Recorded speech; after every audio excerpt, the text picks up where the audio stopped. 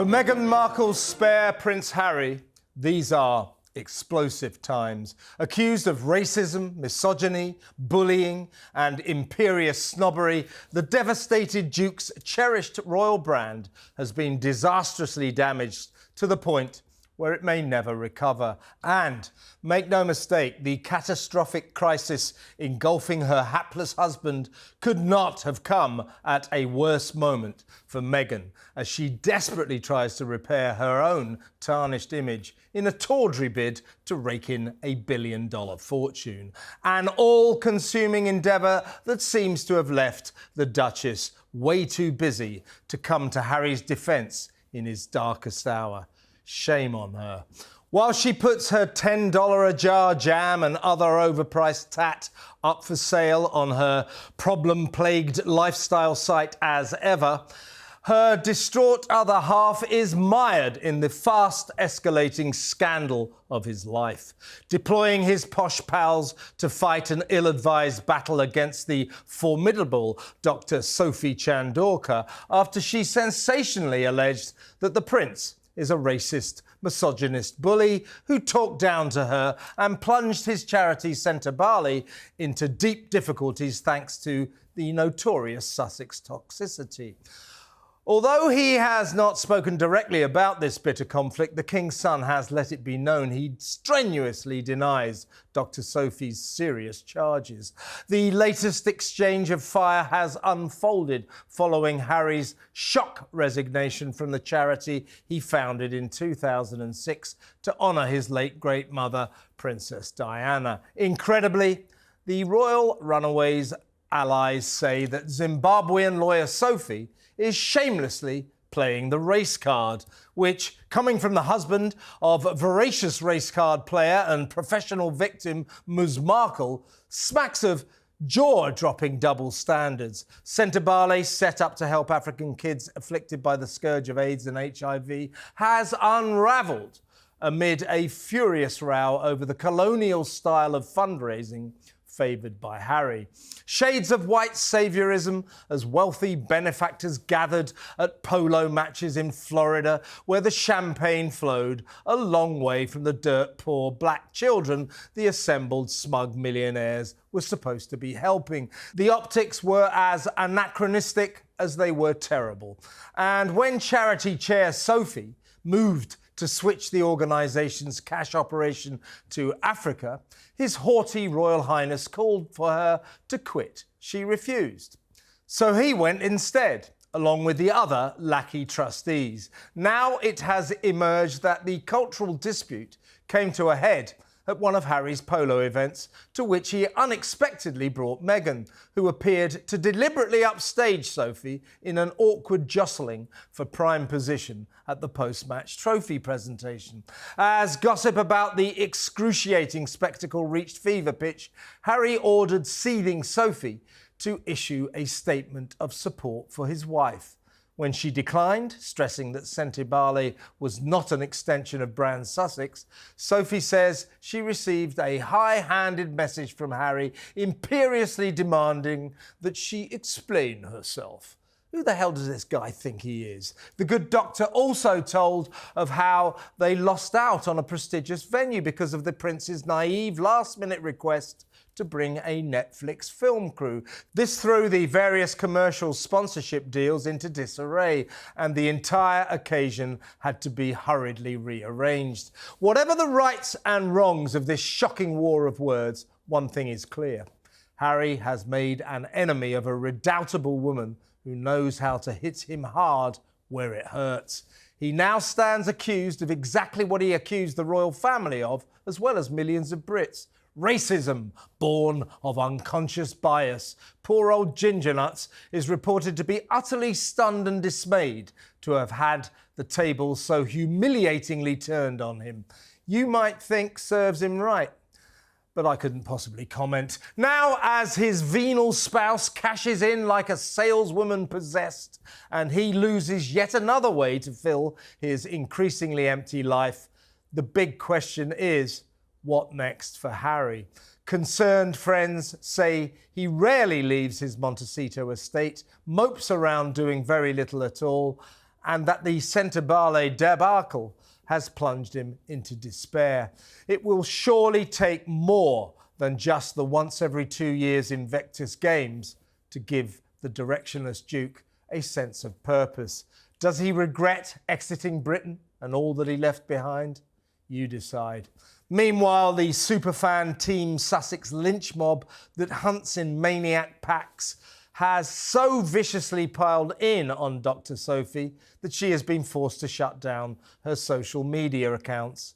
But will this tenacious lady of colour back down? Will she hell? Be afraid, Harry. Be very afraid. Front of the Sun newspaper today. Excellent. I'm going to hold it up. Moan alone as the ginger one comes back. Still hasn't got the message. Lost the initial case. Still believes that despite the fact, Rupert, he doesn't want anything to do with the British royal family save slagging them off to make a living with his odious wife. He believes that we should protect him and his children. You and I both know this is about guns, OK? Because the elite squad of police will protect the royals with guns. Private security can't have it. Deal with it, mate. You didn't want to be in this country. Right or wrong? Well, he didn't want to be in this country, end of. And in hearing what's coming out of the Court of Appeal today, because he won the right to have an appeal after the initial court case, they're saying that with him leaving, presented a unique set of circumstances. Excuse me. But Rupert Bell is about to pass out live on Drive. On track here for the... No. A unique set of circumstances for the Home Office. And that's what the whole issue's about. And I don't think they've ever said that should he come to this country, he won't go on without having some form of security. Because they do know, just because by right of his birth, he has, there is an inherent security risk. But by him moving to America, it was a unique set of circumstances, and that's the problem for Harry. For God's sake, cough, man. You cough while I do this. No, you're absolutely right. And the thing about Harry, and the thing that alienates and angers so many people is, he talks about, I've been singled out for inferior treatment. No, you made a decision which people respected, but you then spent your entire time trashing the very being, the very body, the British royal family that you say you should be treated the same as. You can't have it all ways. You went down a separate route, and now you seem to want the benefits. Of course they'll protect him, but he ain't his brother and he ain't his father. He married that nutcase and he's living in California. Deal with it. The thing I don't get, Belly, is he doesn't seem to understand it's not going to get any better for him here, is it? No, and the thing is, this is also, he doesn't need to have been in court today. And it is interesting, bearing in mind this is the anniversary of the marriage of the King and the current Queen. You know, they got married 20 years ago. They're on a state visit. Of course, where are all the headlines now? He has, by coming over, yes, the court could have been heard, and because there was nothing that he was required to do, by his presence, he has immediately grabbed all the headlines and deflected away from his father's state visit to Italy. And, you know, you can look at that with a sort of, OK, the court date was set, yes, on the 8th, you know, there's nothing... Do you believe they're that narcissistic and manipulative, he and his wife? There is a chance. And obviously, you know, that they could, and also it is the King going into Italy. They're talking about should they have met. I don't think the King wants to meet until this issue is resolved, because he would feel that it might prejudice the outcome of this particular appeal, because he might be going with some information that may not was said in confidence, but then ends up in court. Before you pass out, we go to the news. We haven't got long, but we don't need long. Have you watched, listened or taken part in Meghan's new podcast? I listened, it was crap. What, for about 40 seconds? I listened to a bit more, and my same view, I came to reasonably the same conclusion. What I couldn't work out is which of the two ladies was talking. It is quite sad, because the other lady is a very successful entrepreneur in her own right. But it just became down to us. It seemed to, if you look at the takeaways, yes, we've discovered that Meghan had a problem post-birth of one of her children.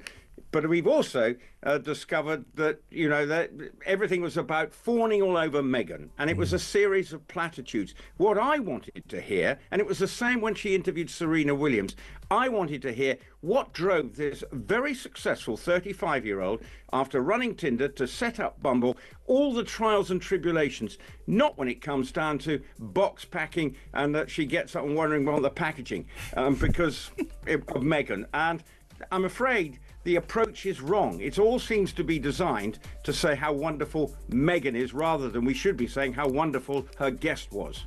Couldn't agree more. Now, Prince Harry has been back in the UK since the weekend.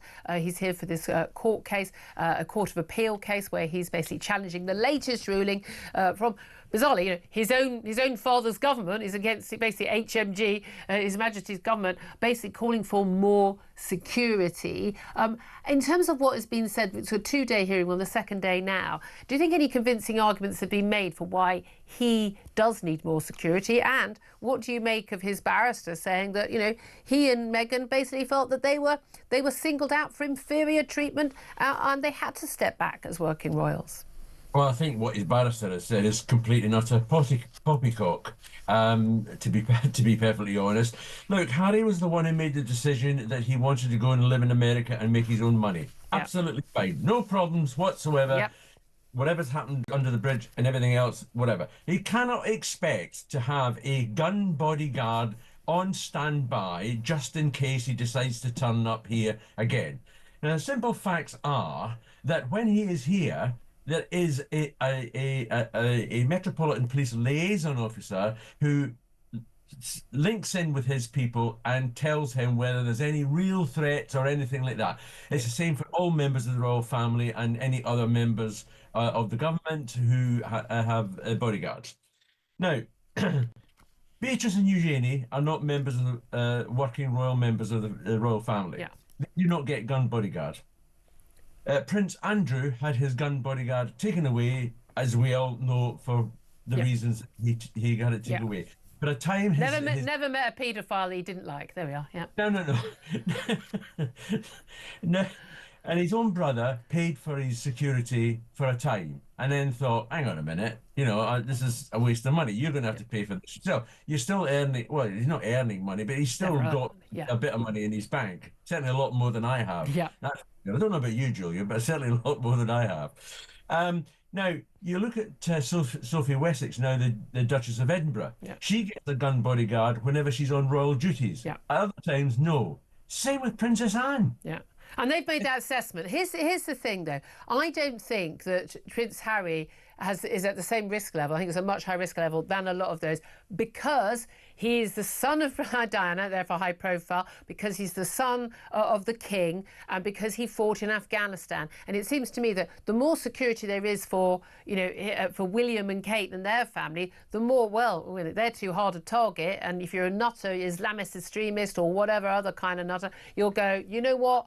I reckon Harry will be a better bet, and we know he doesn't have armed guards a lot of the time when he's in the UK. Obviously, he does in America. I've got no, you know, I hold no candle for this man and this couple at all. But I would worry that he is at risk, and the fact that this is all now public, that he often doesn't have the security, and the fact that we don't know when a terror attack's going to suddenly happen. We don't know if someone's going to try and kidnap him or kill him. We don't know.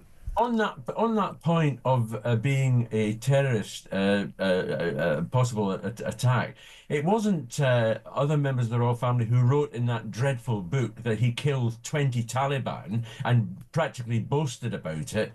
Now that puts a target on his back. No, I think the act of fighting in Afghanistan did that. Yeah. Sorry? I think the act of fighting in Afghanistan, you know as well as I do, there was a complete blackout for his security when he was there for 6 months. Exactly. And the moment a foreign journalist reported that were about to report that he was fighting there, he had to be withdrawn from there because they knew he was too much of a target. I don't think that's changed. No, it probably hasn't changed, but he's actually now living in one of the most dangerous, violent countries in the world. He's saying he can't bring his appalling wife and his 2 children here to this country. It's so unsafe, yeah. because it's so unsafe. Yeah, I mean, exactly. That doesn't add up at all, does it? It really doesn't. None of it adds up. None of it adds up. And I do not believe that people like you and I and the viewers and the listeners should be paying for his security when he clearly has enough money to pay for his own security to come here. Yes, they're not allowed to carry guns. Yeah. That's absolutely correct. Because we don't want some American Hopalong Cassidy around here whipping out his gun and everything else. So it's right that he has security, but he can pay for it. Yeah, I tell you what, though, I reckon the rate they go through money. I know that it's always borrowed private jets, isn't it? But I worry those contracts from Netflix aren't coming forward any much sooner. Although for some bizarre reason, Meghan has got a second series of her whatever it is with Love series one. I only got 5 minutes in. Yeah, but would you buy a £28 pot of jam? I would not buy a £28 pot of jam. Apparently, we're not even allowed to call it a jam. It doesn't meet some ruling. It has to be called something else. I mean, it's just bizarre. My view is, if people are stupid enough to buy that stuff, they deserve to be fleeced. That's my rule. Can I also ask you about Prince Harry's arrival? Because we understand he hasn't seen his father in person for 14 months now. Prince Harry arrived at Heathrow on Sunday. Charles was in London for some cancer treatment ahead of his official trip to Italy, where he is now with the Queen Camilla.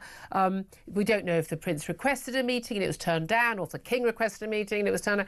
But either way, the two men did not meet, even though they would have been just a few miles apart very briefly. That is pretty telling, isn't it? It is pretty telling, and I would be surprised that, given all the sort of knowledge that we can gather at times, that we did not know that someone or other had asked for that meeting. I understand that Harry had asked for the meeting. I think he was quite happy just to arrive on the Sunday to prepare for his court case, which is absolutely fine.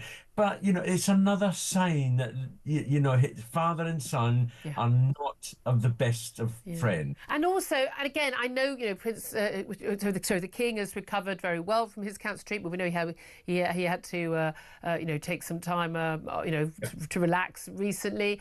But anyone who's had a family member going through that, or a friend, those are usually the moments when you go, right, I know we've had a feud, I know we've had crosswords, but you know what, there are times when you realise, health and family are the only two things that really matter. And actually you would say, let's come back together. And the fact that there hasn't been that rapprochement shows just how bitter that is. Yes, it is, and that's the most telling thing of all, that they cannot even stand to be in the same room for a few minutes to say, Dad, how you feeling? Yeah. And I've got to go to Rome tomorrow. Fine, very much. And I assure you, if that meeting had happened, we would all know about it. Oh, we would absolutely know. It is just very, very sad, isn't it? And again, I don't like it when people immediately go, oh, well, it's all down to the wife, must be the wife. But I think we've all seen enough scenarios, and we know enough about this couple that they themselves have put out there, that, she does seem to, she's isolated from most members of her own family, I think, apart from her own mum. She's isolated him from his friends, and his family. And it does seem to me just that, one of the reasons why royals, they go to the Eatons and they only spend time with the posh people a lot of the time, is because they're the only people they can trust from childhood. No, people aren't out to sell a story on them. They can just have that safe conversation. And it seems to me that he's so isolated, that just can't be good for anybody. And when you think what he was like, he was the young cheapy champion, everything else. He was a prominent soldier. You just mentioned earlier on Afghanistan. He did his 2 tours. He was everybody's darling. He started up the Invictus Games, well held. I was going to mention Centre Valley, but best not at the moment. But I've always believed that he should have channeled more into his charity work, because that's his forte. Absolutely. Groveling, making money. As I say, I've got no problems with him making money whatsoever, but it's the tacky way he has been making his money. That awful book, the awful Oprah Winfrey interview, the 6-part series, just to slag off his family. It doesn't make sense to me. And again, especially when you've said, I want my privacy. Yeah, really. Let's talk to Rupert Bell, royal correspondent, of course, here at Talk, because the front page of most of the papers has got a picture of one kind or another of Prince Harry arriving at court, surrounded by the security that he says he doesn't get. incredibly. He's been making out that he's been singled out as a special case to be ignored. Well, if only we could ignore him. Front page of The Sun, of course, says, moan alone. Harry jets to the UK for a court whinge over security, but doesn't visit his father, the King, nearby. Rupert Bell can tell us why. Rupert, very good morning to you. Good morning. I think probably the reason he didn't see him, Mike, is because the King, probably while this court case on, is trying to keep a distance, because he may be concerned that anything he says might, in the end, prejudice this appeal into his security arrangements. And also, and let's not forget, he was heading off to Italy to conduct a state visit, which is still ongoing. So that was very much his priority. Harry jetting into this court case, which he doesn't actually need to be at, it has grabbed all the headlines, taking it away from his father, who is also celebrating his 20th wedding anniversary at the moment. So, you know, he's away doing what really matters on behalf of this country. Harry is here. We won't obviously know, but has been given the right to appeal, so he's perfectly entitled to do that. But again, it's about, he feels that he's been singled out for poor treatment since his departure from being a working royal. So, but yeah, good. I wish we'd single him out more and ban him from actually coming to this country, ban him from taking any more taxpayers' money to launch more appeals about his own selfish ways. And I would think single him out even more and victimise him even more. That's what I would say.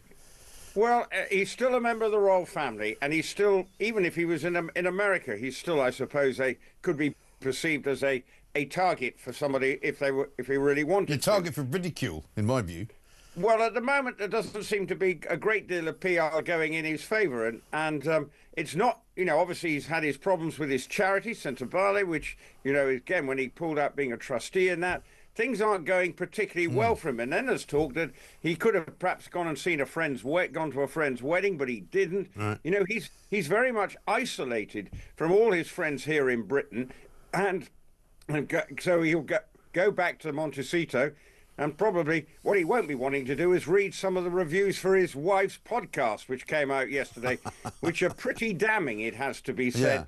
Yeah. And I'm going to add fuel to that fire and say it was the most inane 45 minutes trollop I've ever heard. Okay, there were one or two. I mean, it's called The Female Founder, isn't it? Confessions of a Female Founder. So you've listened to it, Rupert. What does she actually talk about? Well, they talk about... Well, OK, we hear that Meghan obviously had a complications with pregnancy. Well, you know, but what we wanted to hear is from the founder of Bumble. Let's hear some really good insights. This is a 35-year-old woman who's clearly been very successful, yet it all turns out about, you know, Meghan wakes up at 3 o'clock wondering how with packaging issues. Right. Packaging issues? What do you mean? Well, packaging her fruit, you know, for sending out, and how it looks for the public. Okay. And actually, when you listen to it, you can't. I was struggling to differentiate between who was talking. They sound exactly the same. Right. I'm not saying that that's a bad thing, but that's just what But actually, we didn't really get the kind of high-profile insights that you could get from a woman who's did work for Tinder, then set up Bumble, which have been incredibly successful. But this is what she did last time, isn't it? She interviewed people like Serena Williams, and it turned out to be about her, and actually didn't find anything out about Serena Williams at all. Well, that's what it once again felt about, and it seemed like the guest was just endlessly praising Meghan. Yeah. Whereas it should have been the other way around, as far as I could work out, because that's the point of a podcast. Here's a woman who's achieved a lot. And what you're actually hearing is two very rich women. This woman is also married to a bloke who's worth 400 million. So they live in a world that none of us live in. Yeah. So it was a bit surreal. So, but, you know, the reviews, you can read any. I've yet to find one that has given it anything more than a 2-star out of 5 or maybe a 3 out of 5. Well, I so mean, this is the thing. Where it is. You know, Harry leaving the ranch in Montecito to come to Britain, maybe he just needed to get away from it for a while, just to give himself a bit of a break. I couldn't possibly comment, Mike. It's I'm not privy to the inner movings of the. But what is interesting is she's just ploughing on with her Instagram. Whatever she's life. Well, there's an Instagram life she's got now, isn't it? That's it. Yeah, ploughing on with as ever and the products and this podcast. Yet she's never once defended him and supported him. No. It would seem, and he's got lost centre Barley. He's been very high profile in defending her, yet we've never once heard her say, well, you know, I think defend him, because there's an element when you look at the centre Barley breakdown that Meghan is at the heart of it, and part of the problem of the fallout with the relationship between Dr. Sophie Chandorka and Harry, because he has defended his wife and wanted Dr. Sophie Chandorka, it would seem, to put out there that his wife was not at fault. No, so and let's it not seems forget, to be a one-way street at the moment. Exactly, and let's not forget, you know, it's not just about a row between him and the woman who runs the charity. It's now being investigated by the Charities Commission to see whether or not there was any actual impropriety going on.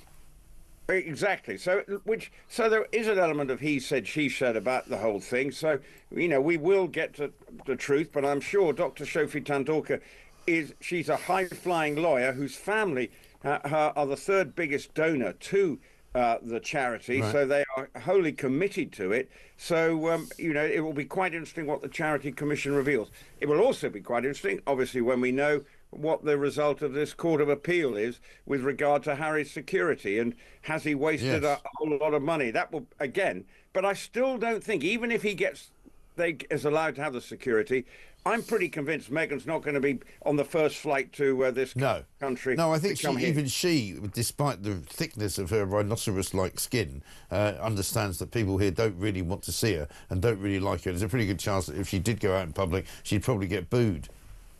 Yes, but even if she wanted to come for a private visit to try and bring her grandchildren to go and see their children to go and see their grandparents, I'm not sure she's in a hurry to ever come back into this country, even though a lot of her products are all about the British way of life, whether it be jam, tea, you know, and other things that seem to be very quintessentially British, yet she doesn't want to come to this country at all. Well, maybe there's a place in the British theme park that we've been talking about this morning for Harry and Meghan, and perhaps a coconut shy, you know, without wishing to be unkind. People would probably pay good money to throw coconuts at Meghan and Harry's sort of pictures, and maybe, you know, try and throw one through Harry's mouth or something like that. I don't know. Again, I think I'll sit on the fence with that one, Mike. I'll leave you to. Is there day 2 today of the court case? Is he back in court? Day 2 today. It's a 2-day hearing, I believe. So when we get the result, I'm not sure. But obviously, that's the plan. Will he go back straight away to California, or will he wait for the return of his father? Maybe to have a meeting with it, or to meet him. I'm just not sure, but I'm not sure it's high on the And is he staying anywhere royal at the moment when he's here, or is he back at Claridge's or something?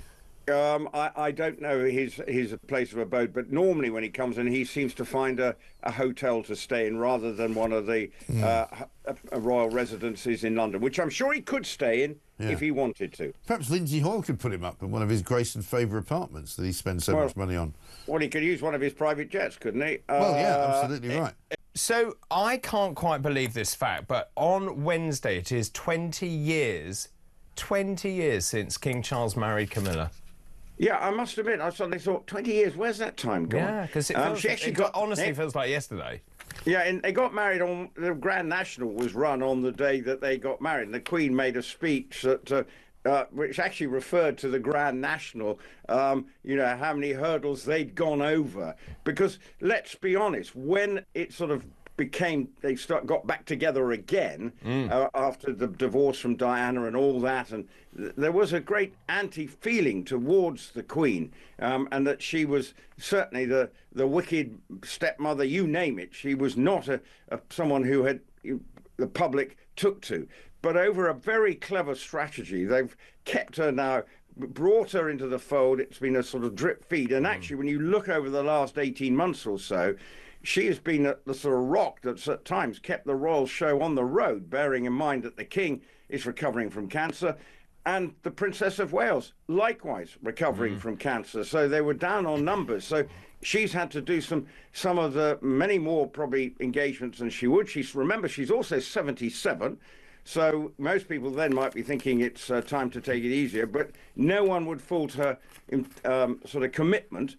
And importantly, she will be going to Italy. The state visit, I believe, is still going to go ahead for the King this week to Italy. Not going to see the Pope, but it will be, I think, a 2-day trip to Italy. and she will be by his side. And obviously, later on the week, they will be celebrating, as you say, their 20th wedding anniversary. I mean, it is extraordinary, actually, and very clever, sort of the way that the palace has played this, of course, because you're right, there was this kind of resentment towards Camilla, and then latterly, then she became the Queen Consort, didn't she? Isn't it amazing how that last word got dropped? Well, yeah, let's put it this way. It's probably easier. You know, the Queen Consort, you know, just no, to but say it was Queen. clever. It was really clever, wasn't it? Yeah, absolutely. And it then became, people went, oh, she's just the Queen, right? Yeah. And then it became, so it made perfect sense. But it was a good move by the late Queen to say that, you know, that she should be referred to as the Queen's Consort, which then elevates her status. But obviously now, everyone just refers to her as Queen Camilla. Let's now talk about this, the latest with Prince Andrew. This is amazing. Prince Andrew's involvement with an alleged Chinese spy came at a time his chief aide and other royals believed his reputation was irrecoverable. This is weird. I spoke about it yesterday, about Dominic Hampshire. This is his ex-advisor, who, and he's been revealed in these documents, hasn't he, about Yang Tembo. Just tell us where we are and what we have learned subsequently. Well, it appears that Dominic Hampshire and Prince Andrew all had a meeting with the King, and to try and understand what was going on in Yang Tembo as well. So it was all a bit messy. But it appears we also seem to be entering into the realms of, you know, getting into Windsor Castle, having secret meetings, and basically Prince Andrew's finances are always being assessed and worked out, how he's dealing through his Picture Palace projects and various other things that he's been involved with. And of course he's living in Royal Lodge, which he has an expensive commitment to maintain. So with the fact that he is sidelined, I think he was pictured riding a horse yesterday in Windsor Great Park, but there are talk that he's still carrying on with his business investments. So they're looking into what's going on. But obviously the King being sort of dragged into it a little bit sort of muddies the water. But wonder what was the reason why the King wanted. Was it because he just wanted to understand what was going on here and made sure that there were no problems? You know, we don't really know. So it's murky. As much of Prince Andrew's business dealings feels at times that sometimes he sailed a bit close to the water, and obviously most notably being linked with Jeffrey Epstein and all the problems that has come from his association. He does seem to have you know, over the years, problems with who he's associated. He's trying to make a bit of a fast buck here or there. So it's been a problem for him, and this is another one that has to be resolved somehow. But his rehabilitation, I don't see it happening at any time soon in the eyes of the British public. And this sort of how he's, remember, he's 65, so relatively young and still, but is he just twiddling his thumbs in the Royal Lodge, playing a bit of golf, riding a horse? What is he doing? Playing video games? Or is he still doing some business in the Middle East and places? By all accounts, he's made a trip to Switzerland, I think. You know, so there are definitely things going on in his life, but what they are, we're not sure. I mean, the whole thing just seems incredibly unedifying, actually, and I mentioned this yesterday, but surely, and I will give the King the benefit of the doubt, if you've got a, let's say, errant brother, or a brother where you're a little concerned about some of the activities that he may be getting involved in, then surely as a brother, there's nothing wrong with meeting with your brother and saying, what exactly are you doing? Is this a good idea? And having some advice. Yeah, I think that I'm beginning to, well, I feel that that's probably what's going on. But don't forget, the King over time says, you know, sort of people who work from going around with bags of cash, you know, so it's not always been straightforward for some of the King's people he's had around him, although not necessarily the King involved.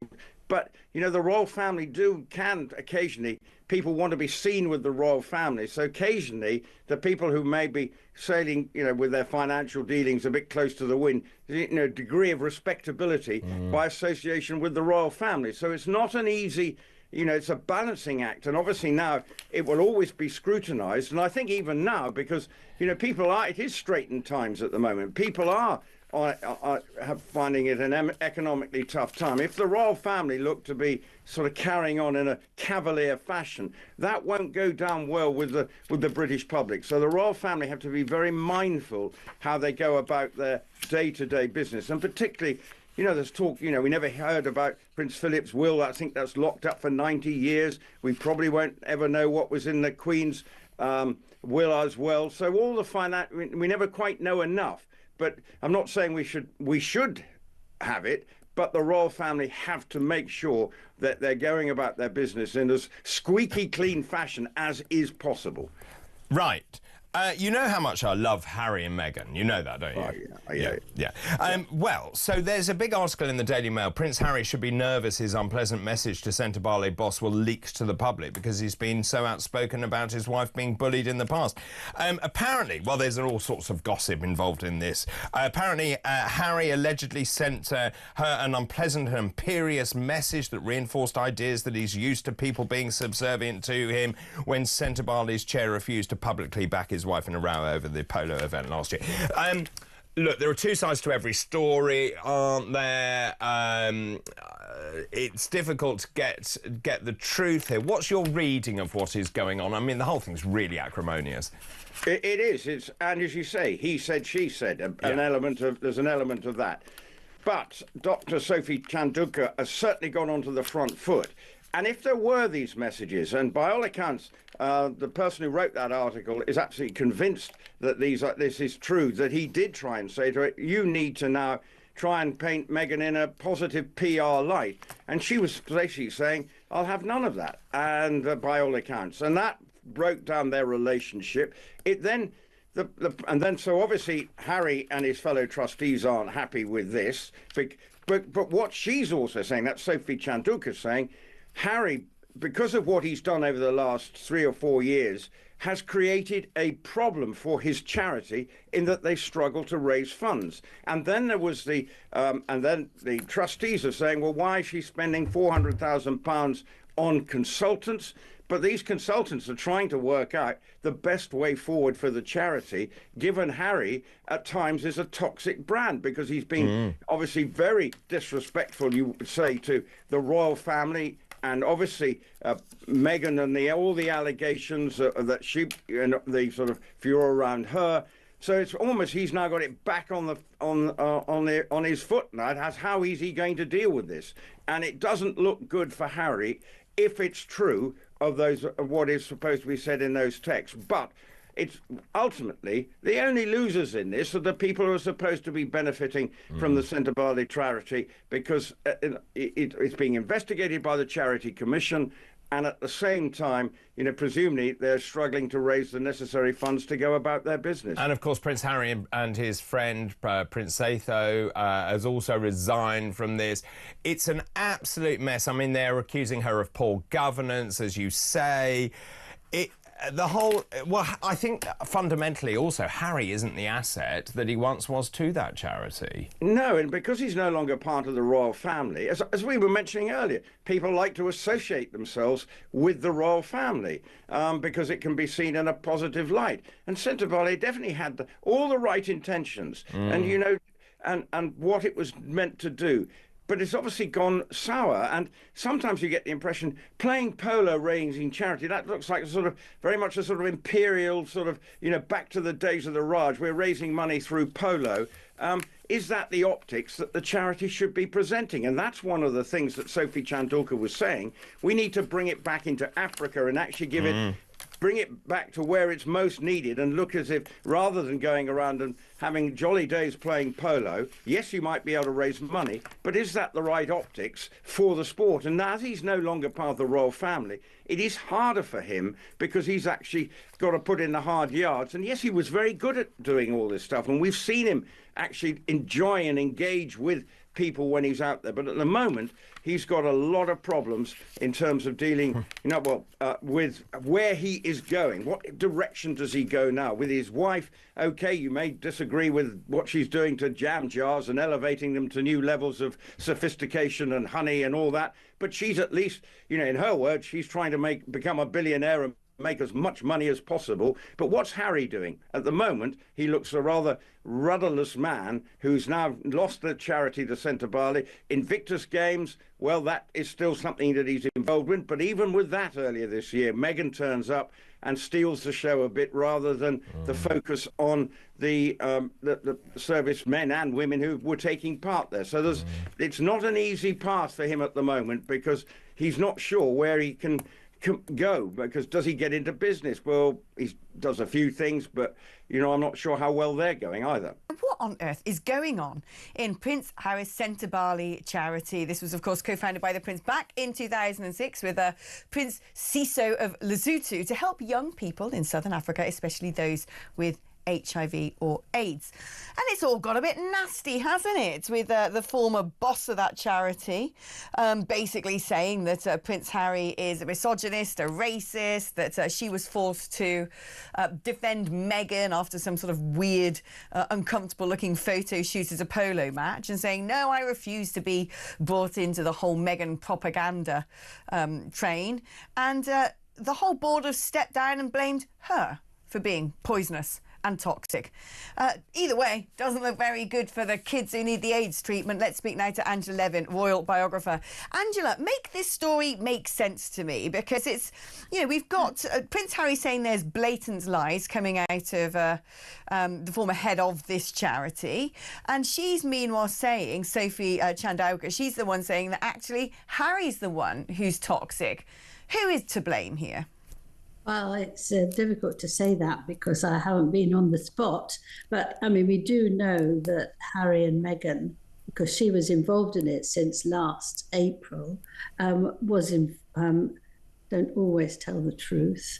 On the other hand, I don't know this woman. I know she's very well educated, and her family gave the third largest amount of money to the charity. I mean, she's been told that the thing is that she hasn't done anything, and she doesn't do anything, and she just spends money on nothing. And so it's very, very difficult to work it out. But I think it is a huge, nasty, unpleasant argument. And as you say, what's happening to the children? How are they being looked after? But I know Harry, he seems to love a big row now, and if he can get to courts and make a noise, then he's very happy. Meghan will tell him off if she doesn't do exactly what she wants, and otherwise it's just sort of a nasty mess, isn't it? Yeah, I get the impression the Charity Commission is coming in. Yeah. So they will look at how money is being spent, and I'm very pleased about that. So both of the people say they are, but you just see that picture of Meghan, who had nothing to do with Polo. She came late, and she absolutely decided who stood where. Now, I don't know any woman who goes to sort of desperate to hold the winning trumpet thing, but she wouldn't let her go. And so it was very, very embarrassing for her to almost crawl underneath the thing that she's got and stand up. I mean, it's incredibly spiteful. Right, I mean, is this a case of, this charity set up back in 2006, so almost 2 decades old, has rumbled along quite nicely, and essentially, as soon as Meghan gets involved, would it be fair to say that she has a sort of overbearing, overzealous sort of American PR self-propagandizing approach to things, and that this has put people's noses out of joint? Well, yes. I mean, she also feels that she's in charge of Harry. He's become more of a servant than actually somebody thinking about his own feelings. I mean, he hasn't been back to go to the charity for 6 years. So you can't actually do very much if you live in America for something in Africa. Also, when they left, and I think this is very significant, in 2000, 2020, the amount of money that was coming in absolutely dropped because people hated that and didn't like Harry leaving the royal family. So Meghan has been having I must get my own back activity ever since then. And you would think after 5 years she would actually be wanting to get on her own stuff. But she still is after doing nasty things to people who don't worship her, and that's it. And I would probably get something from the Sussex squad, which she doesn't stop doing, telling people to mind their own business and how awful they are. I mean, she does this to loads of people, and it's very difficult. I mean, how difficult's Harry, though, in all of this? Because you kind of get the impression that people don't suddenly radically change overnight. Maybe he has. But has he always been rather petulant and difficult, or perhaps easily led? Well, I spent 15 months with him for his biography, and he was delightful and very helpful, and people absolutely adored him, except for a few occasional moves when he got irritable. But I think that we all should know that if you live with somebody who brings out the best in you, you're fine. If you live with someone who brings out the worst in you, then the whole of you can change. And I think that that's what's happened with Harry. It's brought him out because he will do anything for Meghan. He absolutely hates anyone who says that she's not absolutely wonderful. And at that photograph there, where the Dr. I don't remember, isn't it, Chanduka, when Dr. Chanduka had to crawl under, he then sent her a note that she has to apologise and say that actually Meghan's wonderful and you're not upset about her. And she wrote back and she said, no, I'm not part of your PR. I won't do that. So he then sent her a very, very disgusting letter. And that's because... Do we know what was said in that letter? Well, it was nasty things, and that's why she said about the bullying. That's what he was doing. We don't know very much, but she does say that she was bullied and he was racist towards her, which is ironic. And it just shows how desperate he is to do what he's told by Meghan. Right, so do you think there's a sort of likelihood that Meghan was the one who said, you must send her a letter and tell her this, this and this, and she's this, that and the other? Is Meghan's hand behind all of this? Yeah. I mean, is Harry actually happy with her? Because that's the big question I think we all wonder. If he's sort of, in his Elysian fields, prancing about in Montecito, desperately happy, still hopelessly in love, and whatever we may think of him or her or them as a couple, actually, it's not going to change because they're in a very solid marriage. Or do you think he finds it difficult being with her? Well, he was absolutely over the moon when he first met her. I know all this from being at the palace at the time. And he was thrilled to bits that she was wearing Diana's favourite perfume. And that was the end of it. And he adores her. He won't have a word against her. And she's taken advantage of that. And she makes demands from him, which I don't think many women would make from their husbands.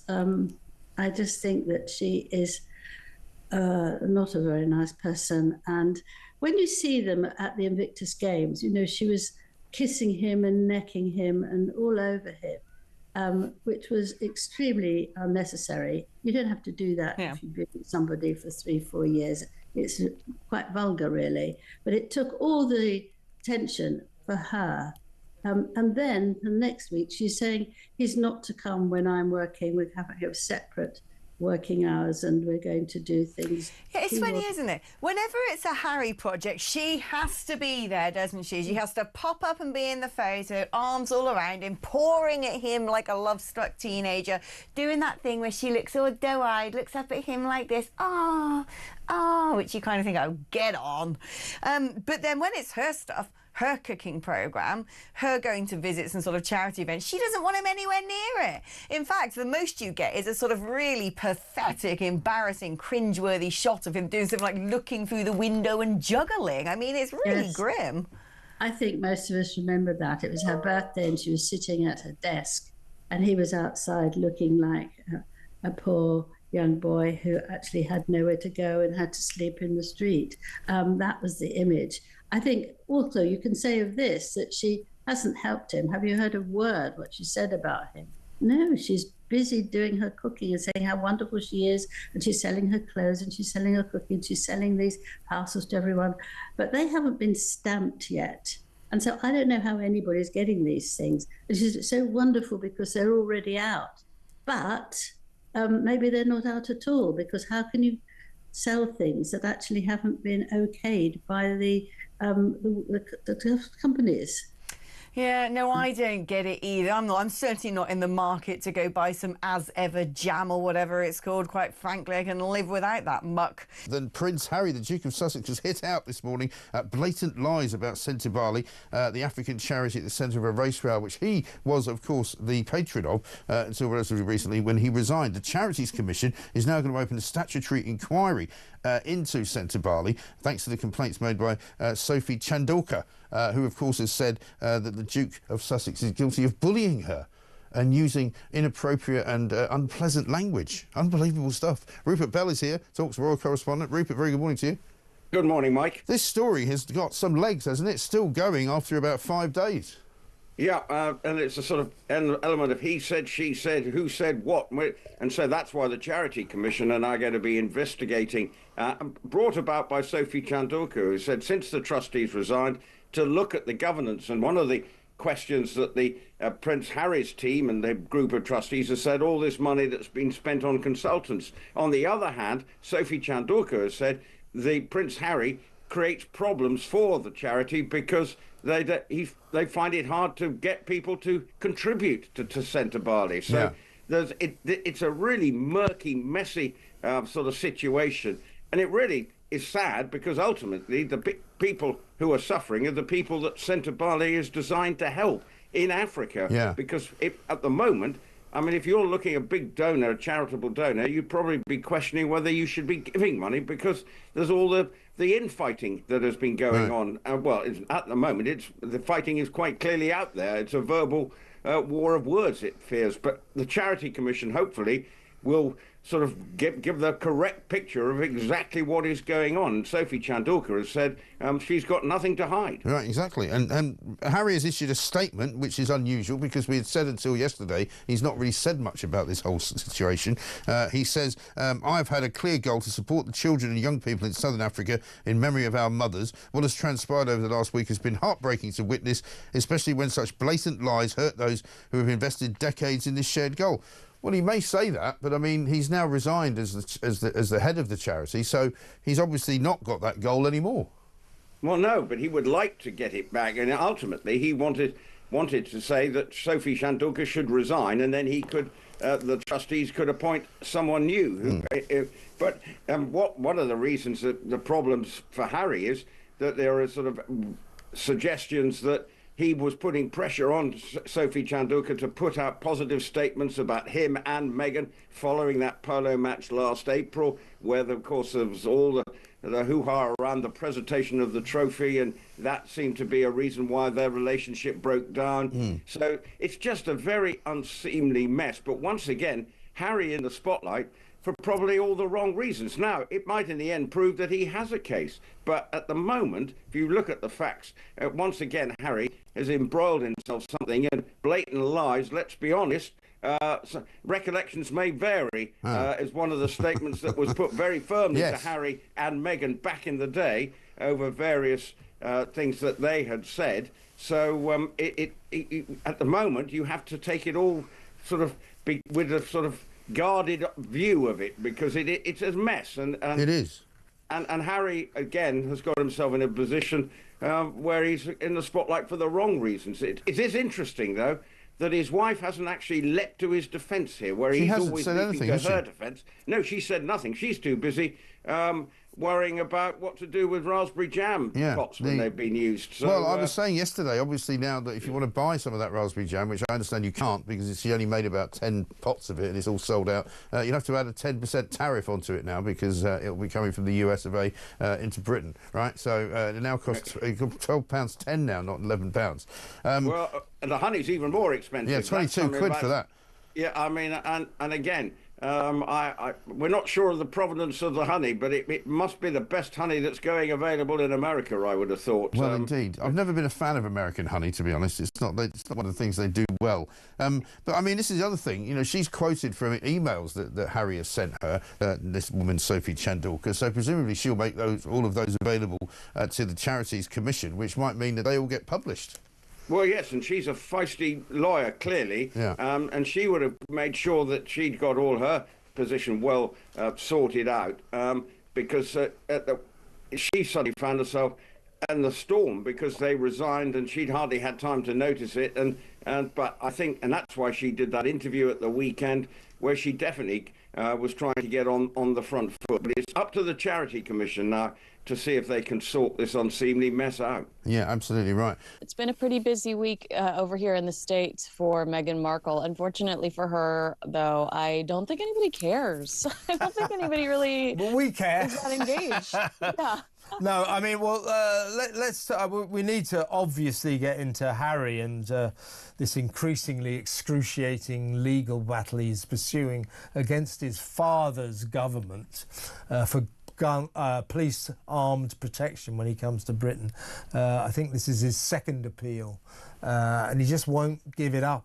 He keeps being told. The last judge said, "Listen, mate," he didn't say actually use that word, but he basically said, "Listen, mate, you're never going to win this case. You are wasting your time and your money." He's gone back. And the Home Office this time say that this is a case on Harry's part of a continuing failure to see the wood for the trees. So I suspect he's going to lose this case again. But before we get to that, let's talk, shall we, about the podcast of the week. The Confessions of a Female Founder. This is Meghan's second attempt to enter the wonderful world of being a podcast interviewer, and just as she proved during her first attempt, the Archetypes 12-part series got axed by Spotify. She can't interview. She doesn't listen. So her interviewee, this is supposed to be the story of female business tycoons, women who became terribly successful in the world of business. So her guest this week for the first podcast, for the first opening salvo, was Whitney Herd-Wolf, who founded Bumble, the very successful dating site. She is estimated to possibly be a billionaire. So she is very successful. This was supposed to be a podcast about the secrets of entrepreneurial success, how to be a success in the wonderful world of business if you're a woman.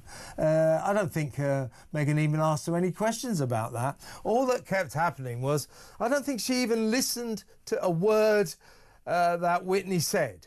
As soon as Whitney would utter some sort of response, and then Meghan would return to her favourite subject, herself, and just talk about herself.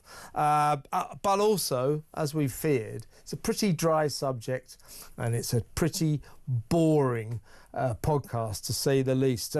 Shall we, before I get your response, we've got lots of little excerpts from this podcast. Let's have a look at Meghan talking to Whitney about her career trajectory.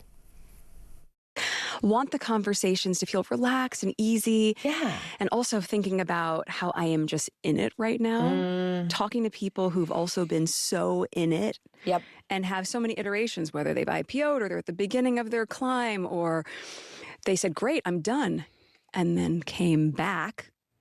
Yeah, those things happen. Those things happen. And then the evolution of that. So I want to talk about all of that, but I think when it's friends that are on with me, that we have such a deep personal relationship and connection and love, as opposed to starting with just where it all began for you, I want to start with where we first met. I love that. Oh, God. Yeah. As opposed to talking about you, let's talk about when I met you. That's what it is, isn't it? Now, again, let's just... well, look, first, let's get your view. You've listened to the podcast. I've listened to it now. That's 50 minutes or so of sheer tedium I'll never get back. Your thoughts on this extraordinarily tedious, dull podcast? Well, Joe Rogan's not losing any sleep. Joe Rogan's not worried about Meghan Markle dominating the charts anymore. And it really gives you a good idea. It gives you some insight into the machine that is Spotify and the hard work they put into marketing her original podcast, the billboard they gave her in New York in Times Square, some of the placement, some of the media placement she had under the Spotify umbrella. You know, Spotify convinced us that something interesting was on the horizon, that something of value was on the horizon. So she did have more people tune in to the premiere of Archetypes, and she did for at least 24 hours throw Joe Rogan off of his podcasting throne. But here we have Meghan barely cracking the top 10. In Canada, in America, she's at 6, she's at 11. I believe in the UK. I've got it here. I've got it here. So America and Canada, she came in at a disappointing number 6 in the Apple Podcast charts. In Britain, 11th, not very good at all, for an opening salvo. So these are the first weeks. Now in Ireland, I think it came in at 22nd. In South Africa, we're talking about 17th. But listen to Australia.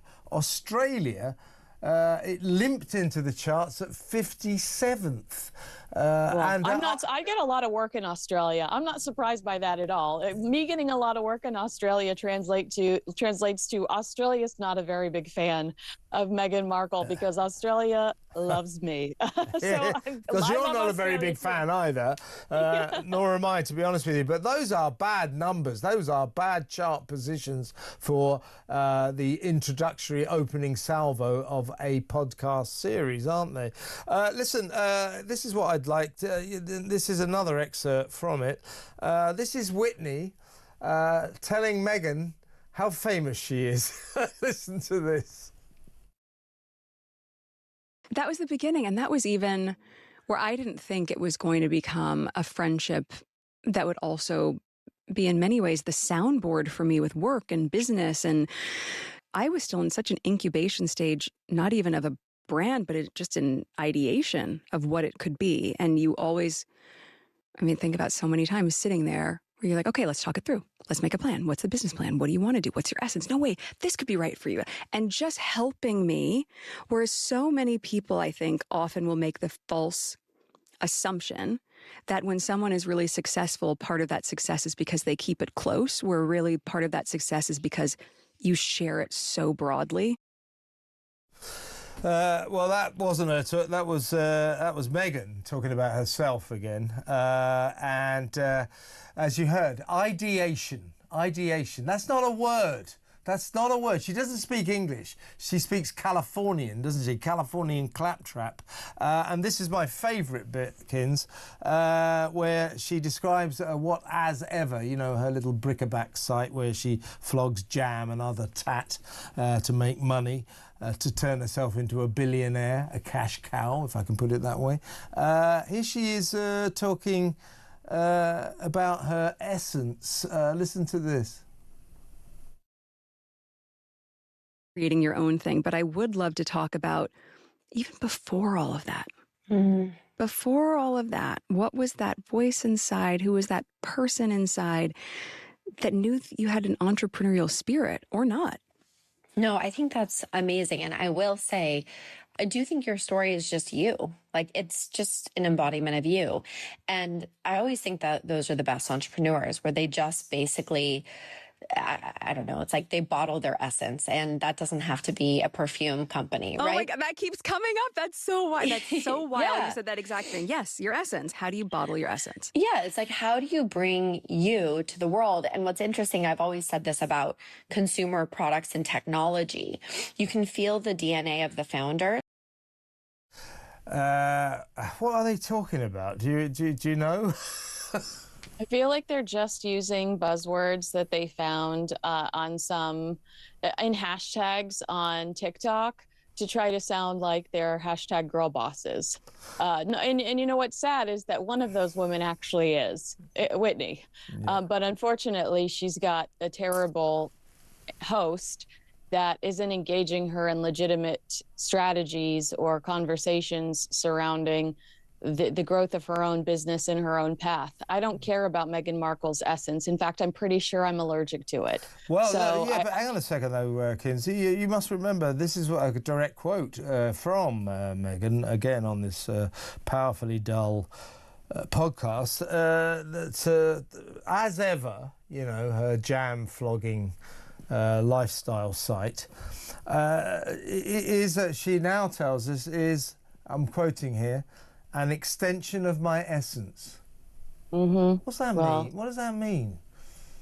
Processed foods, diabetes? I don't know. I have no clue. I'm not into it, though. I can tell you that much. First of all, so many people that I know that got the jam just to make mean videos about it, they secured the jam. Kevin, if all of these people I know that just bought it to be mean about it got it, then how much of a demand really was there is my question for you. Because too many people that I know that bought it just so they could poke fun at it, that they secured it. Yeah. Well, yeah. I mean, we've ordered some here on my show, The Political Asylum, and it hasn't turned up yet. I mean, we got the order was taken. We got some jam. I should say fruit spread. It's not allowed to be called jam. Not enough sugar. Some loose fruit spread. I think we got some. What else did we get? A shortbread mix or something, and some sprinkles, some kind of sprinkles or something. So we managed to nab a few items, but this was like a week and a half ago. We haven't seen anything yet, so I'm wondering if they got a distribution problem. But this podcast, though. Those chart positions are extremely disappointing, and judging by what we've been listening to, this sort of kind of word salad soup full of words like ideation. The ideation, it's an extension of my essence. I mean, this is just crap, isn't it? It's boring crap. I just imagine these two brushing each other's hair and, in their pajamas. Nothing about this says I need to listen to this on a regular basis because it's going to help me grow as a person. Meghan has an incredible skill, aside from her calligraphy, which, I am actually into. She has an incredible skill of surrounding herself with people that sit there and just ooh and ah over her greatness. I mean, it's incredibly impressive over the last few months between With Love Meghan and this new podcast that she has managed to find people that will sit there for half an hour to an entire hour talking about how great she truly is. It's astonishing. That's not good TV. That's not good radio. That's not good podcasting. There's, I think that it's also not what she promised. She delivered, a testimonial to her how wonderful she is when she promised us that she was going to give us some legitimate insight into how to create a brand and how to create a successful business. But we all knew that we were going to take it with a grain of salt. She's not a credible expert in this field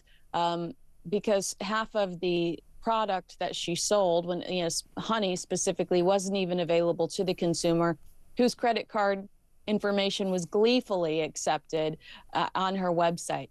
We are hearing rumblings about Snow Commerce, her e-commerce site that she chooses, having extreme problems with casual racism and their toxic workplace, which is two themes that tend to follow. That's a familiar theme, isn't it? I mean, the thing is, Kins, that I don't know much in life, but I know a little bit about interviewing, and there's a pretty basic rule. When you want to interview someone, listen to what they say, listen to them, and respond accordingly. Meghan doesn't listen. She clearly does not listen. She allows a brief interlude for Whitney to Twitter on about something or other, and then just is ready to come back with more stories about herself, more stories about me. And that's why this interview doesn't work, because she's clearly only interested in herself and not really interested in her guest. But of course, Whitney, who is a very successful woman, she comes across pretty annoying as well, because they're two sort of Montecito neighbours, sort of sycophantically complimenting each other. Oh, you're so wonderful. No, you're wonderful. Oh, come on. You're more wonderful. It's just so... Oh, you can... It's so blatantly obvious when you watch any of these interviews. I'm going to give you an example. Daniel, the makeup artist. Oh, God, in the first episode. I think that she puts together a list of people, and she puts together what exactly she needs from them. You're Daniel, the makeup artist. Well, I want you to talk about how much I worked for myself when I was coming up, how I contacted your representation and said, I don't have representation, I need a makeup person. So Daniel's on her show going, you were such a hustler growing up. You were such a hustler. You would call people directly and say, hey, I'm Meghan. I'm trying to do this for myself. So now Meghan got that story out of the way, and she knows that can be converted into a headline. She looks at Whitney and she says, well, Whitney and I both had medical emergencies. I didn't like all the attention that Princess Catherine got during her cancer battle. I'd like some of that. So I'm going to go ahead and throw out my medical emergency. So I'm going to call Whitney in. So I'm going to call Whitney in, and it gives me an excuse to talk about my issues, because I didn't like all the attention that Princess Catherine got. So now I get, even though I've told you guys I want privacy, my life is none of your business. You guys, you're too invasive. You nasty media, you're too invasive. I'm going to hand you on a platter a story about my medical history. Thank you, HIPAA violations. Yeah. So it's just like she finds people, and there's an ulterior motive with each one of those people. How can I talk about myself through That was headline hunting, Kinsey. That's exactly what that was. They both, after the birth of their children, we didn't find out which child Meghan was talking about, but they both got pre-eclampsia, which is a kind of high blood pressure condition for which, of course, they have our sympathy. But it came across quite clearly as a sort of publicity stunt, a way to make the headlines, to make the papers, to get her podcast talked about. It kind of worked. The trouble is the podcast was so dreary, it's just not going to work. I mean, we always thought it was going to be boring, but my God, it's more boring than we ever feared, we ever dreamed possible. It's so tedious. But don't you think that it's so unethical to spend the last 5 years telling anybody that will sympathize with you that the nasty press has been so invasive and that their lives are none of our business, but you'll go do a reality show, you'll write a book called Spare where you give everybody else's secrets up, and then you want attention and you want sympathy over these medical emergencies that you just randomly announce in a podcast years later. Yeah. I'm not going to give it to you. I'm not playing your game. I'm done. Exactly. No, I couldn't agree with you more. I mean, you know, it's that those two, Harry and Meghan, they want privacy, but only on their terms. And when they feel like it, they want publicity. I mean, it's like that South Park thing. We want privacy. We want privacy. Global privacy tour. The hypocrisy is palpable. It's ridiculous.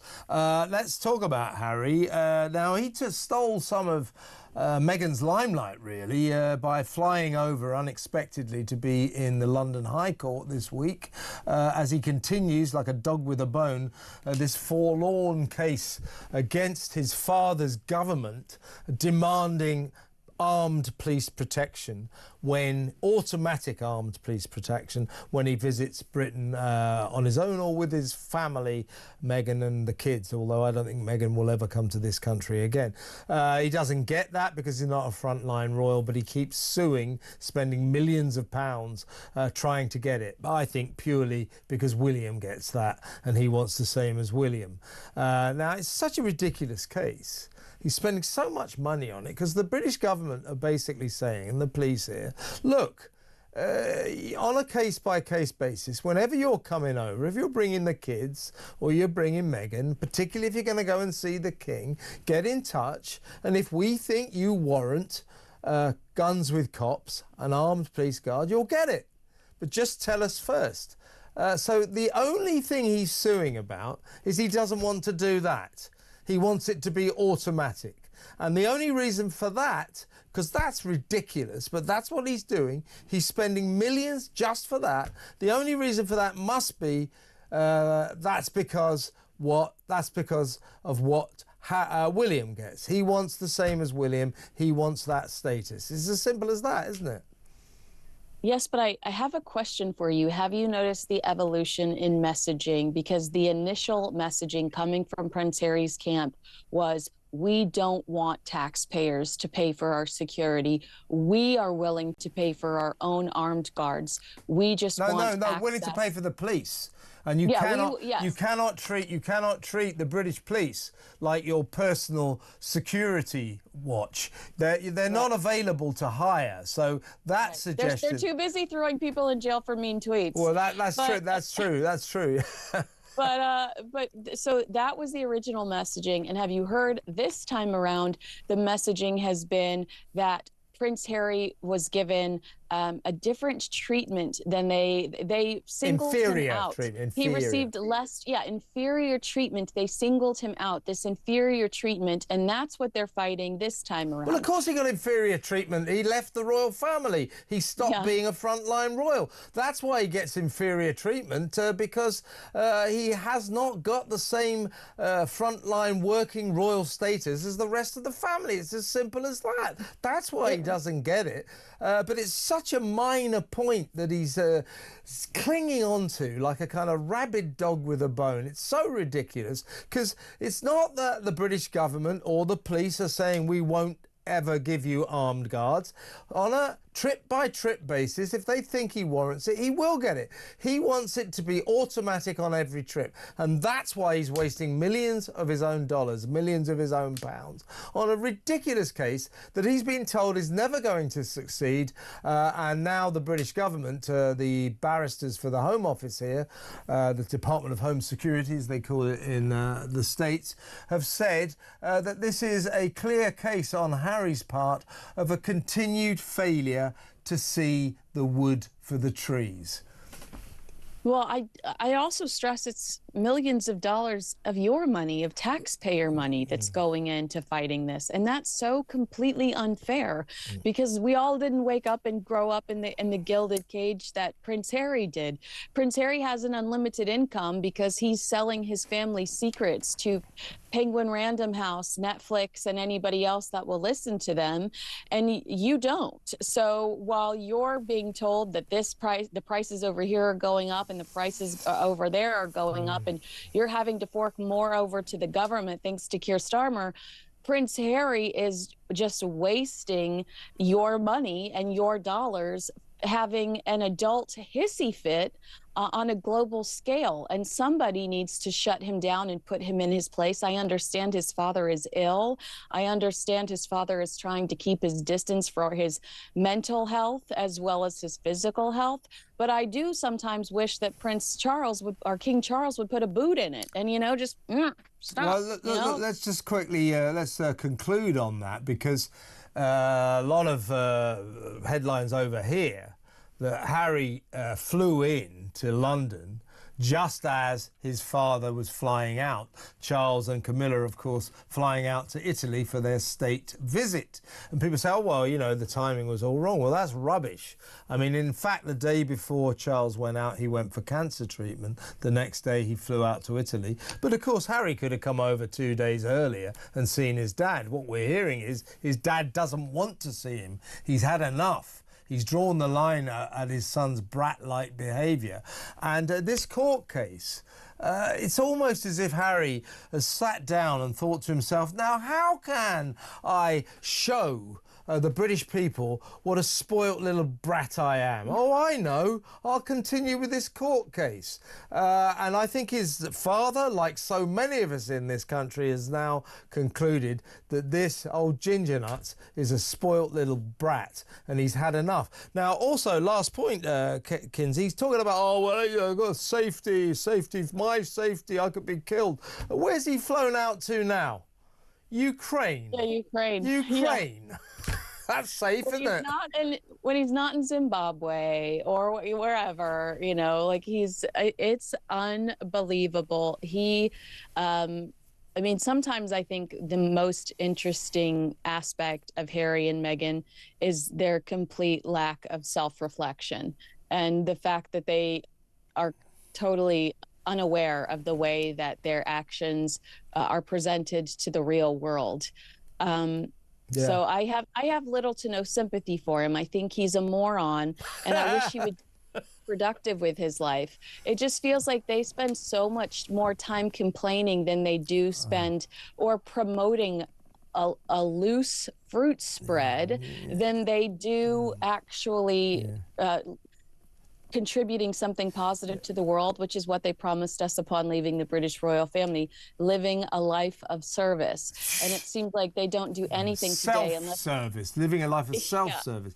Yeah, as you unless say... there's a dollar attached or a camera crew following them. Yeah, all of these grand plans to change the world, to run a massive charitable foundation and to work a service for humanity. Yeah, how much of As Ever's sales goes to Archwell? Well, I'd like to know that. Well, I don't know, but it's all come down to him sitting. It's all come down to him sitting in a London court like a spoilt brat, saying, "Give me what my brother has. Give me what my brother has. I want 2 sausages." Yeah, exactly right, exactly right. And Meghan flogging non-jam on a tawdry little website.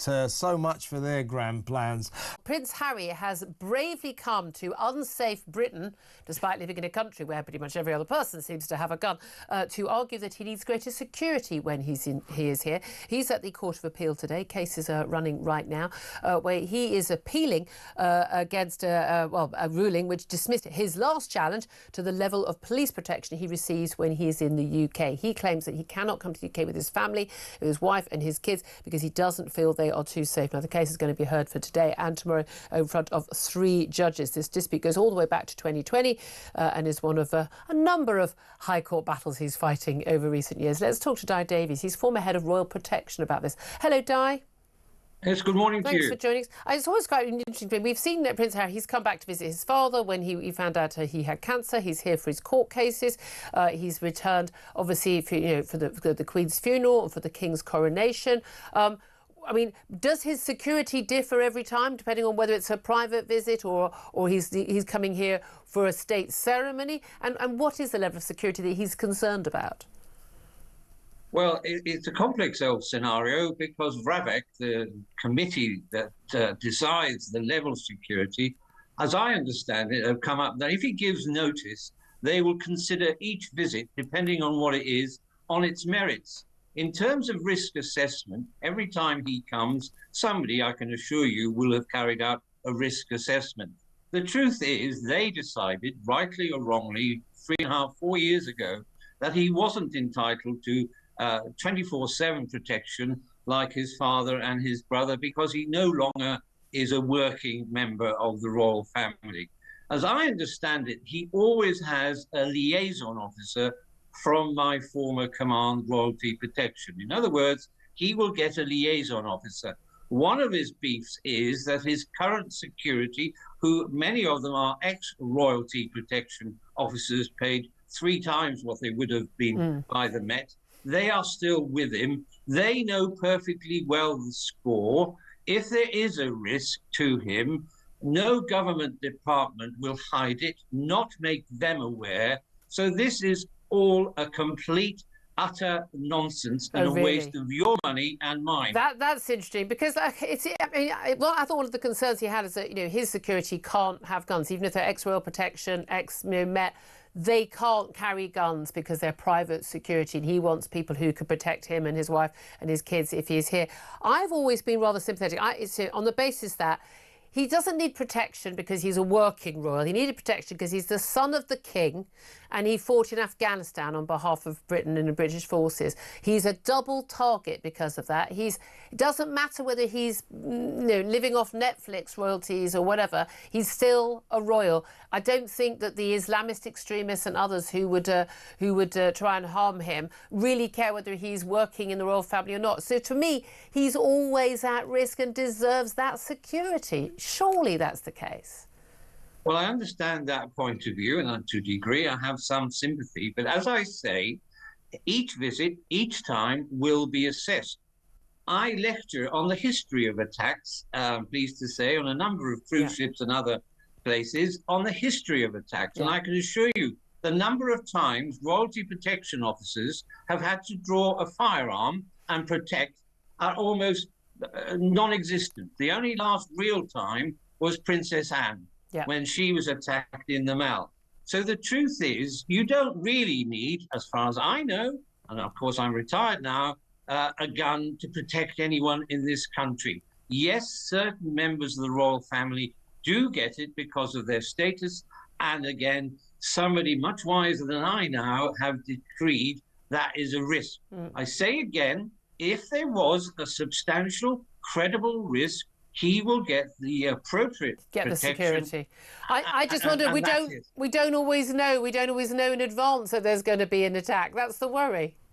I'm like, look, I rarely take Prince Harry's side on anything, but on this, I'm like, I want him to feel safe. That said, I find it extraordinary that people like, say, Nigel Farage has been forced to pay for his own security for years when he's at risk. I think all public figures should be protected if they need I think you've got a point, but unfortunately, it is a limited budget. Yeah. And it'd be lovely to give everybody. But I also am aware that a number of his cousins, aunties and others no longer, and one could argue that they are as much at risk because of their status and what they've been. I think they're not as high profile. I think that's magic. He's chosen to be more high profile, hasn't he? Indeed. Shall we talk about this other big story? It seems to be front page of the Daily Mail. The King is drawn into the China spy storm.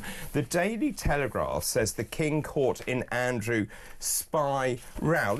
I'll just tell you the detail here. I think we have to be a bit careful what we say. Apparently, this is according to the Telegraph. The King held secret meetings with the Duke of York about his plans for a Chinese investment scheme run by an alleged spy. Now, there's a witness statement provided to an immigration tribunal by a chap called Dominic Hampshire. He is a senior advisor to Prince Andrew. He claims the King was aware of an investment fund in which Yang Tembo, do you remember he's the alleged spy, was directly involved. Now, Hampshire goes on to say that he and the Duke were smuggled into Windsor Castle twice for clandestine meetings with the King. They were talking about this fund called the Eurasia Fund. The aim of this fund was to plough Chinese investment into renewable energy projects in Africa. Essentially, the idea was to talk about things that could give Andrew an income. And it never got off the ground, this particular scheme. It was linked to an entity called Eurasia Global Partners. And Yang, as we know, was banned from the United Kingdom on national security grounds, was a junior partner, owning just under a third of the company. Now, I'm finding this quite a difficult story because, sure, Andrew had a meeting with the King. The King is his brother. Andrew basically floated an idea saying, are you okay with me doing this? I need a source of income. I don't think it implicates the King in any way. No, and I think we have known for some time that Andrew had all sorts of questionable business and advisory dealings, and this was the case, you know, before his fall from grace. There were serious questions about his role as a kind of business envoy. I think having a meeting is very different to offering real support. I mean, how many people does the King meet every day, every week? Well, you know, without it, I think it's more a question of, I think, Prince Andrew's judgment, which we didn't exactly have a high opinion of before this point.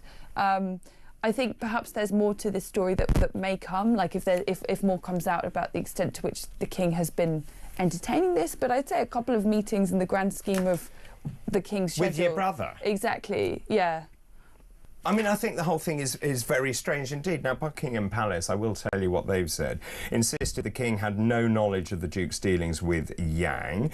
The Palace says whilst His Majesty met with the Duke and his advisor to hear outline proposals for independent funding over the past year, the individual known as H6 was not mentioned at any time or in any way as part of these discussions. This is a 10-page witness statement. It states, this is Mr. Hampshire's statement, he said they discussed business dealings connected to Yang, not only with the King, but with Sir Edward Young, the late Queen's private secretary, Sir Michael Stevens, the keeper of the Privy Purse. They tried to talk to the Lord Chamberlain, Lord Parker, former director of MI5, but he blocked that meeting. He also says at no point did any senior figure in the royal household suggest they sever ties with Yang or the fund, or even after Yang's arrest. I don't think it's really what they should be doing. I mean, the point is that essentially, if that meeting was about saying Andrew wanted to carve out a new job, he went to see his brother to say, is this okay? Does it actually go against the sort of the morals of the royal family? We don't know the outcome. We don't know the advice that was given by the King. That's it, isn't it? Yeah, I suppose so. I think it is yet another example of the fact that we have to be extremely careful in our dealings with China, and this is a problem across the British establishment. It's the royal family obviously have been implicated before in this via Andrew, but also, you know, there's so many universities that take vast sums of money from China without really questioning where it comes from or with what strings it comes, and of course the government currently is applying a real sort of, I'd call it a sort of détente policy towards China, having promised before the election that they would use the term genocide to describe what has happened to the Uyghur Muslims, for example. They have quietly rode back on that. Lord Mandelson has been at times very close with China. He just last year in an interview before he was ambassador, he said to America, he said that the rule of law was still present in Hong Kong and freedom of speech, which is a deranged thing to say. You know, I think we are heading towards a period of rapprochement with China. With net zero, I think many politicians think it's essential. They think we can't get to net zero without this warmth. But you know, in the long term, you have to think about our strategic position, don't you? Yes, and national security Of course, absolutely, yes. And also this obsession with net zero is basically buying stuff from China, which then we transport huge distances and erect in the North Sea, which seems to me absolutely absurd when energy bills are going through the roof, and Ed Miliband said that actually they will come down. It's actually wild, and also that even though we can't make the transition overnight, they would rather import fossil fuels from other countries rather than using our own resources that would employ British people and make money for ourselves. No, it's better to get it from Norway, Qatar, even than our own. It's actually a deranged policy. It is completely deranged, like the wood pellets, for example, imported to be burnt at Drax, and they think that's okay because that's net zero, which it isn't, by the way. And they say the plants are going to hoover up the carbon dioxide. Well, they might in a few years' time. And the way that we measure our emissions, it seems to consider that if we have paid other countries to provide those emissions, but they're not being generated in the UK, then somehow it doesn't count. And it's like, obviously the planet is fairly agnostic as to whether the emissions are coming from the United Kingdom or from the countries where we're importing it. And it's nuts that we don't include that in our measuring. I would totally agree. In fact, we're going to talk about Ed Miliband a little later on. I'll just tease you with the headline. Wait for this, of course, Net Zero Man, king of Net Zero. His department spent £40,000 on UK flights in 6 months. I mean, honestly, you can't make any of this up. It's one rule for them, one rule for us. And also, this goes back, I mean, it's cross governments, actually, but you do wonder sometimes, do they actually talk to each other? And do they actually sit down like we're doing and say, do these policies make sense in tandem? I don't think they can. Well, sometimes the policies of departments will be directly contradictory to each other, and that is a problem. I also think, to go back to what we were saying a little while ago, I think a lot of Labour politicians spent a long time in opposition, and they thought it was going to be very easy, and they correctly saw that the country was fed up to the back teeth with the Conservative Party. But I think they thought that just not being the Tories will be enough, and I think they luxuriated in opposition for too long, and now they're realising that actually their actions are scrutinised and that people are looking out for allegations of hypocrisy, which, coming after the last few years of politics, are particularly damaging. and pertinent. Meghan Markle's latest podcast launch has been charmingly described as stomach turning after she received scathing criticism over her narcissistic Netflix series. Let me ask you, are Meghan's Hollywood dreams crumbling? Let me know in the comments below. While she did manage to chart in the top 10 in the US and Canada, I should stress below everywhere else, it's a far cry from her Joe Rogan domination. And I just want to state for the record that I predicted that. I said there's going to be no Joe Rogan no return of Meghan Markle dominating the charts and taking that top spot away from Joe Rogan. The reviews for Confessions of a Female Founder are in, and if Meghan Googles herself as much as we know she does, she will not be happy with them. Critically and socially, Markle's podcast has been met with a less than stellar reception, earning only 2 stars from outlets like The Telegraph, Standard, and The Guardian. And actually today, I wish I could remember what paper it was, but I saw a 1 star, which is pretty bad. One major criticism was that listeners anticipated insightful advice from Meghan's guest, Bumble founder Whitney Wolfe Herd, but instead, the conversation frequently shifted back to Meghan's own experiences, offering little of the expected wisdom. Critic Chris Binion slammed the show for its lack of depth, arguing, imagine the drive, the talent, the decisions, and sheer bloody ruthlessness it must take to achieve what she, Whitney, has. We get none of it. In this perfumed echo chamber, the best we get is a sense that Wolford didn't love school and that she wishes she hadn't worked so hard. Critic Rachel RSD from The Guardian criticized the show as sycophantic and stomach-turning, saying it's hardly a manual of specific constructive business advice. It's simply an effusive chinwag between 2 like-minded pals that may as well have taken place behind a deluxe set of closed doors. India Block from The Standard argued that Meghan's podcast style seemed outdated and too focused on her own experiences rather than offering valuable insight. Meanwhile, The Express said the episode veered too far away from meaningful conversations and focused too much on casual chats and superficial topics. Many critics agreed the podcast lacked substance and failed to deliver, valuable business strategies. But YouTube commentators were a little more blunt. One writes, it's so ironic that the bully Meghan Markle is speaking about being bullied.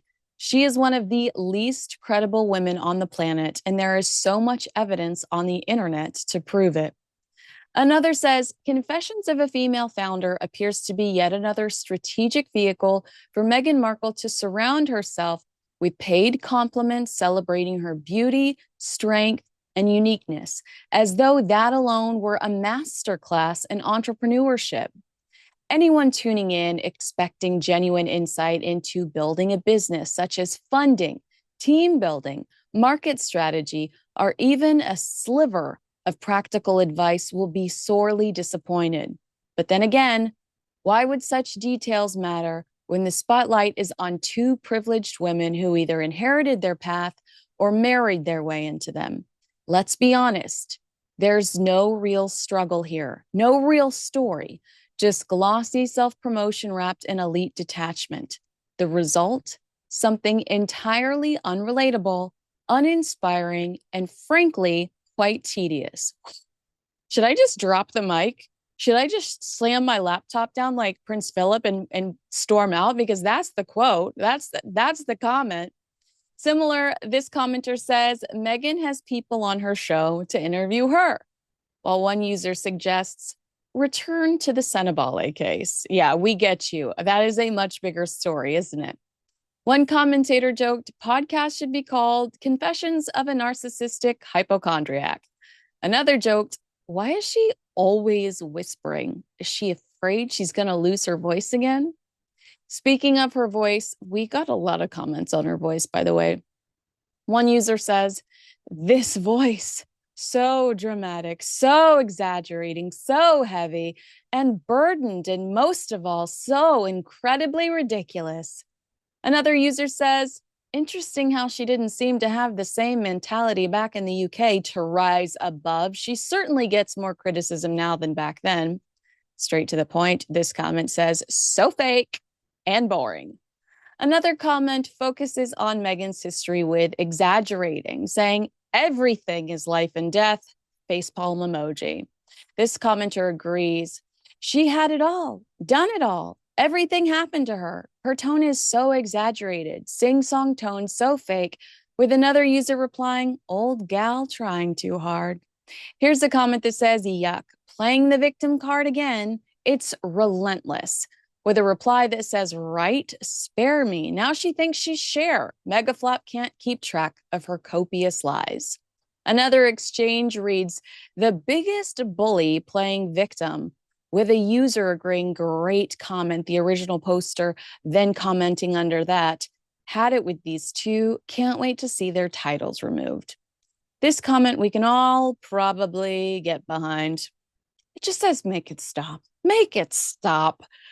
Have you seen any reviews you want us to discuss or highlight? Let me know in the comments below. I would say that if you listen to Rupert Bell and I talk on Heirs and Spares or Royally Unfiltered, he has said on multiple occasions, and I completely agree with him, except he tends to hit it home more than I do, because I did not do a lot of investing in the Archetypes podcast. But he did, especially with the Serena Williams episode, because he wanted to hear about Serena Williams. And he has said throughout the hype around the Lemonada podcast, Meghan's got to become a better interviewer. Meghan's got to learn how to focus the attention on the subject, on the guest, and not try to hijack that for herself. And clearly she has not learned that lesson here. But why would she, when her publicist bent over backwards to get her a bunch of plastic trophies that are probably sitting in her office right now, that when Lily wakes up from her naps, she gets to come in and admire mom's trophies in the office. So I do think that that's a lesson she clearly hasn't had a chance to learn. It was also one of the arguments that critics suggested in With Love, Meghan, like, why don't you ask the people you're talking to anything about themselves? It's all about you and your frozen TV dinners. Unfortunately, for season 2, we believe that that's already wrapped and it's already been recorded. I imagine that a significant amount of this podcast has already been recorded too, based on the way that she works. But I do think that if she wants this to be her future, she's got to become better at, it's called How to Win Friends and Influence People, girlfriend. I will send you a copy of Dale Carnegie, okay? It's as simple as that. I mean, and a lot of these people are tuning in to hear about the other person because Meghan's just not that interesting, okay? I said to Jeremy Kyle this week, I was like, we do not give Buckingham Palace and Kensington Palace enough credit for how likable they made these two people seem, Harry and Meghan. They are so unlike the people that were working under the British royal umbrella back in 2017, 2018. They're not like those people at all. 2019 even. I don't think they're very nice, and I don't think they're very interesting. We have got to talk about Meghan's As Ever launch. Like, I thought this was an Onion story at first. I thought, is it April Fool's? This can't be real life, because this is a woman that has unlimited resources and insists we call her a friggin' duchess in the United States of America, okay? So her fans, she has some, have been left disappointed after ordering her $28 jar of honey. Well, there's your first mistake, only to be told that it's not actually available. I mean, is this real life? Shoppers were informed that the products were already sold out, but this is after their purchase was confirmed. So it's like when you swipe the card, you get the celebratory email. It's like, hey, girl, it's on its way.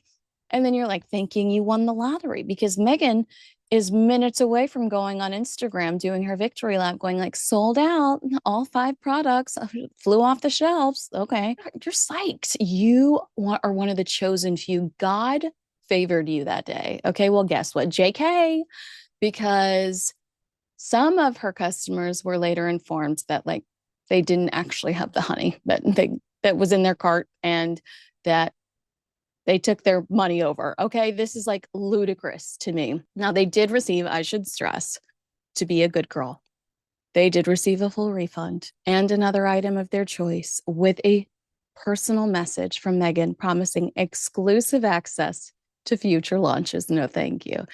So customers have claimed over the weekend that they received this email from the company, which read, "The excitement created a volume of traffic on the site that even we couldn't have anticipated."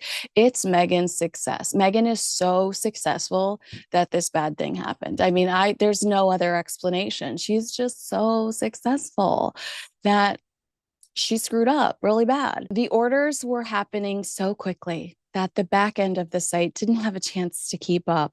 Sounds like it needs a belly rub. The limited edition honey that you purchased was unfortunately already sold out. That could be an omen, ladies and gentlemen. You might just want to take your money and run. Meghan and perhaps Netflix outsourced her sales to a company called Snow Commerce.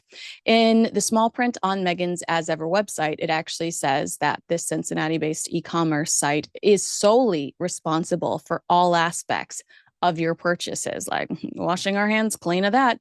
So last week, the Daily Mail reported that Snow Commerce has a horrific reputation with the lowest possible rating from America's most influential consumer rights organization. That's right, just 1 star on America's Better Business Bureau, the BBB. Again, just last week, the Mail quoted clients warning, and this is actually unrelated to Meghan, this is just about this Snow Commerce website. Do not buy anything from any company that uses this joke of a company. So that was one comment. Another critic said, and listen to this one closely, they are ridiculously bad. They're allegedly selling items that they don't have in stock or don't exist at all. Can we stop and rewind the tape? They are ridiculously bad. They're allegedly selling items that they don't have in stock or don't exist at all. That's what the Daily Mail said well before this chaos. Now, Meghan's team continued in their fail mail. We are working on replenishing inventory and will gladly send you an item of your choosing to thank you for your understanding. The message was then accompanied by a personal message from our founder. As Meghan penned a notice to those facing disappointment, says the Daily Mail, she said, "Dear friend, my goodness, what a whirlwind this week has been. Thank you so much for the support. It really means so much to me. I was so sad to hear about what happened to your order and then due to overselling because I am so popular." Okay, not the popular part. "We are not able to get you the limited edition honey. Please know the team worked very hard in every department and felt just as sad when we learned what had happened." What grown-ass woman or corporation uses the word sad in their email? Let me know in the comments below. Meghan promised fans that they would be the first to receive the next item, the honey, in a future drop, saying, "No need to order. It will come to you in the mail as a gift from me." Oh, she's like Santa Claus, promising that more goodness is coming soon and perhaps diabetes. The Duchess signed off the email with her name and, oh my God, of course, calligraphy. Now, if you were to ask me, I would tell you that this is absolutely unacceptable. You have all the resources you could ever need. Ted Sarandos in Variety magazines, like she's the one to bet on. We really believe in her. Ted, get your you-know-what together. Call in the emergency team because this looks crazy. This looks ridiculous. I can't believe I'm actually having to repeat this story because it's insane to me that this could happen underneath a woman with so much attention on her, with all of the resources in the world that she could possibly need, and with so many L's next to her name. That means losses, okay? So many fails. You would want to double, triple, a million times check everything to make sure it was going to work and come to fruition in the way that you envisioned it. And yet here we are. I had one of my friends say to me, like, "I'm not shocked. I guess I guess I'm not shocked, but is that a lie? Because I'm like waiting for anything to work. You're releasing a podcast called Confessions of a Female Founder. Is episode 1 your gigantic screw up with your brand launch where were selling product that didn't exist? Because that I'd tune in for, girlfriend. Go ahead and send me the link. I'm all ears, right? But here's what I would be so mad about if I was a Meghan Markle consumer. I would be so hostile if I was paying $28 for a jar of jam and I'm told that that jar of jam doesn't exist, but I'm watching the Kardashians or Mindy Kaling or whoever, whatever A-list star, unbox their free swag from Meghan Markle on Instagram. It's very much let them eat cake. Now, I love Marie Antoinette, and I know she didn't say that, but I mean the myth of Marie Antoinette, like peasants, the honey's not ready for you yet, peasants. That's what I mean. Yeah, but we got some honey for Kim K, but the honey is not ready for you. So that's what I mean by let them eat cake. Because I'm a Marie Antoinette fan. Okay. Not so much the Duchess of Disappointment. I really don't get behind much that she does these days. But let me know where you stand on this. Are you as like what the heck is going on? Is there any leadership whatsoever? Is she so busy picking flowers and eggs for her employees to send them home with because she's so nice that she's not paying attention to like logistics, asking for a friend? But I think if this story has taught us anything, Meghan Markle is less queen bee and more of a wannabe.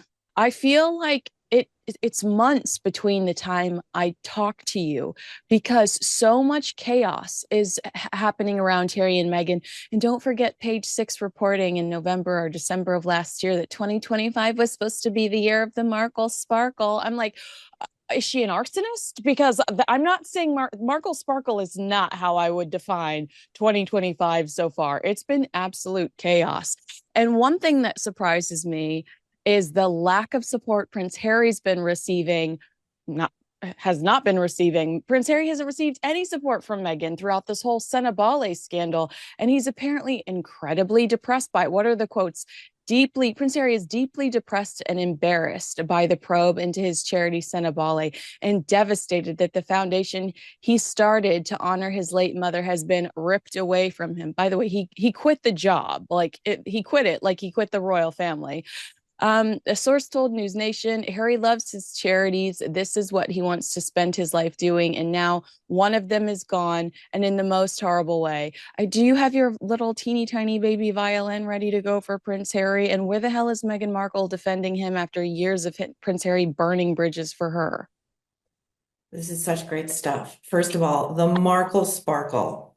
I am convinced that that is her own designation, because as we've heard her speak in that Netflix cooking show, that fake Netflix cooking show, she comes up with these really tinny, like basic bitch, unoriginal catchphrases, like, you want some honey, honey? Like busy bees out in the beehive. Like, it's so, you want to slam your head into a wall. Secondly, I love this verbiage that's accompanying Harry's latest melodrama. His charity has been quote unquote ripped away from him.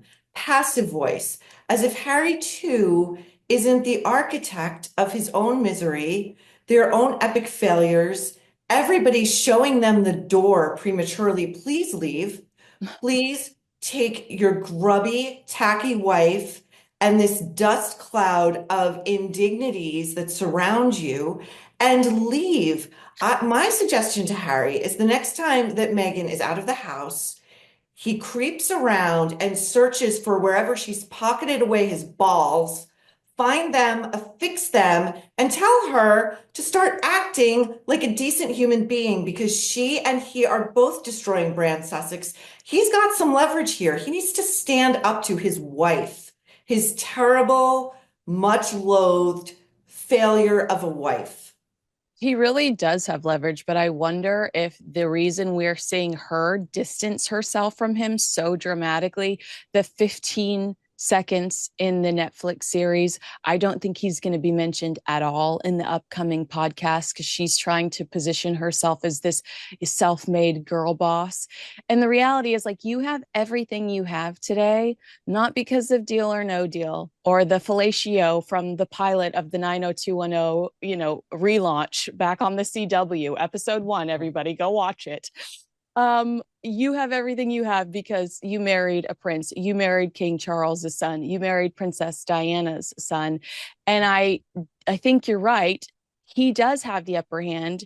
Recognizing that, that's why she's trying to push him out of absolutely everything. He's not on her Instagram. He's nowhere to be seen these days.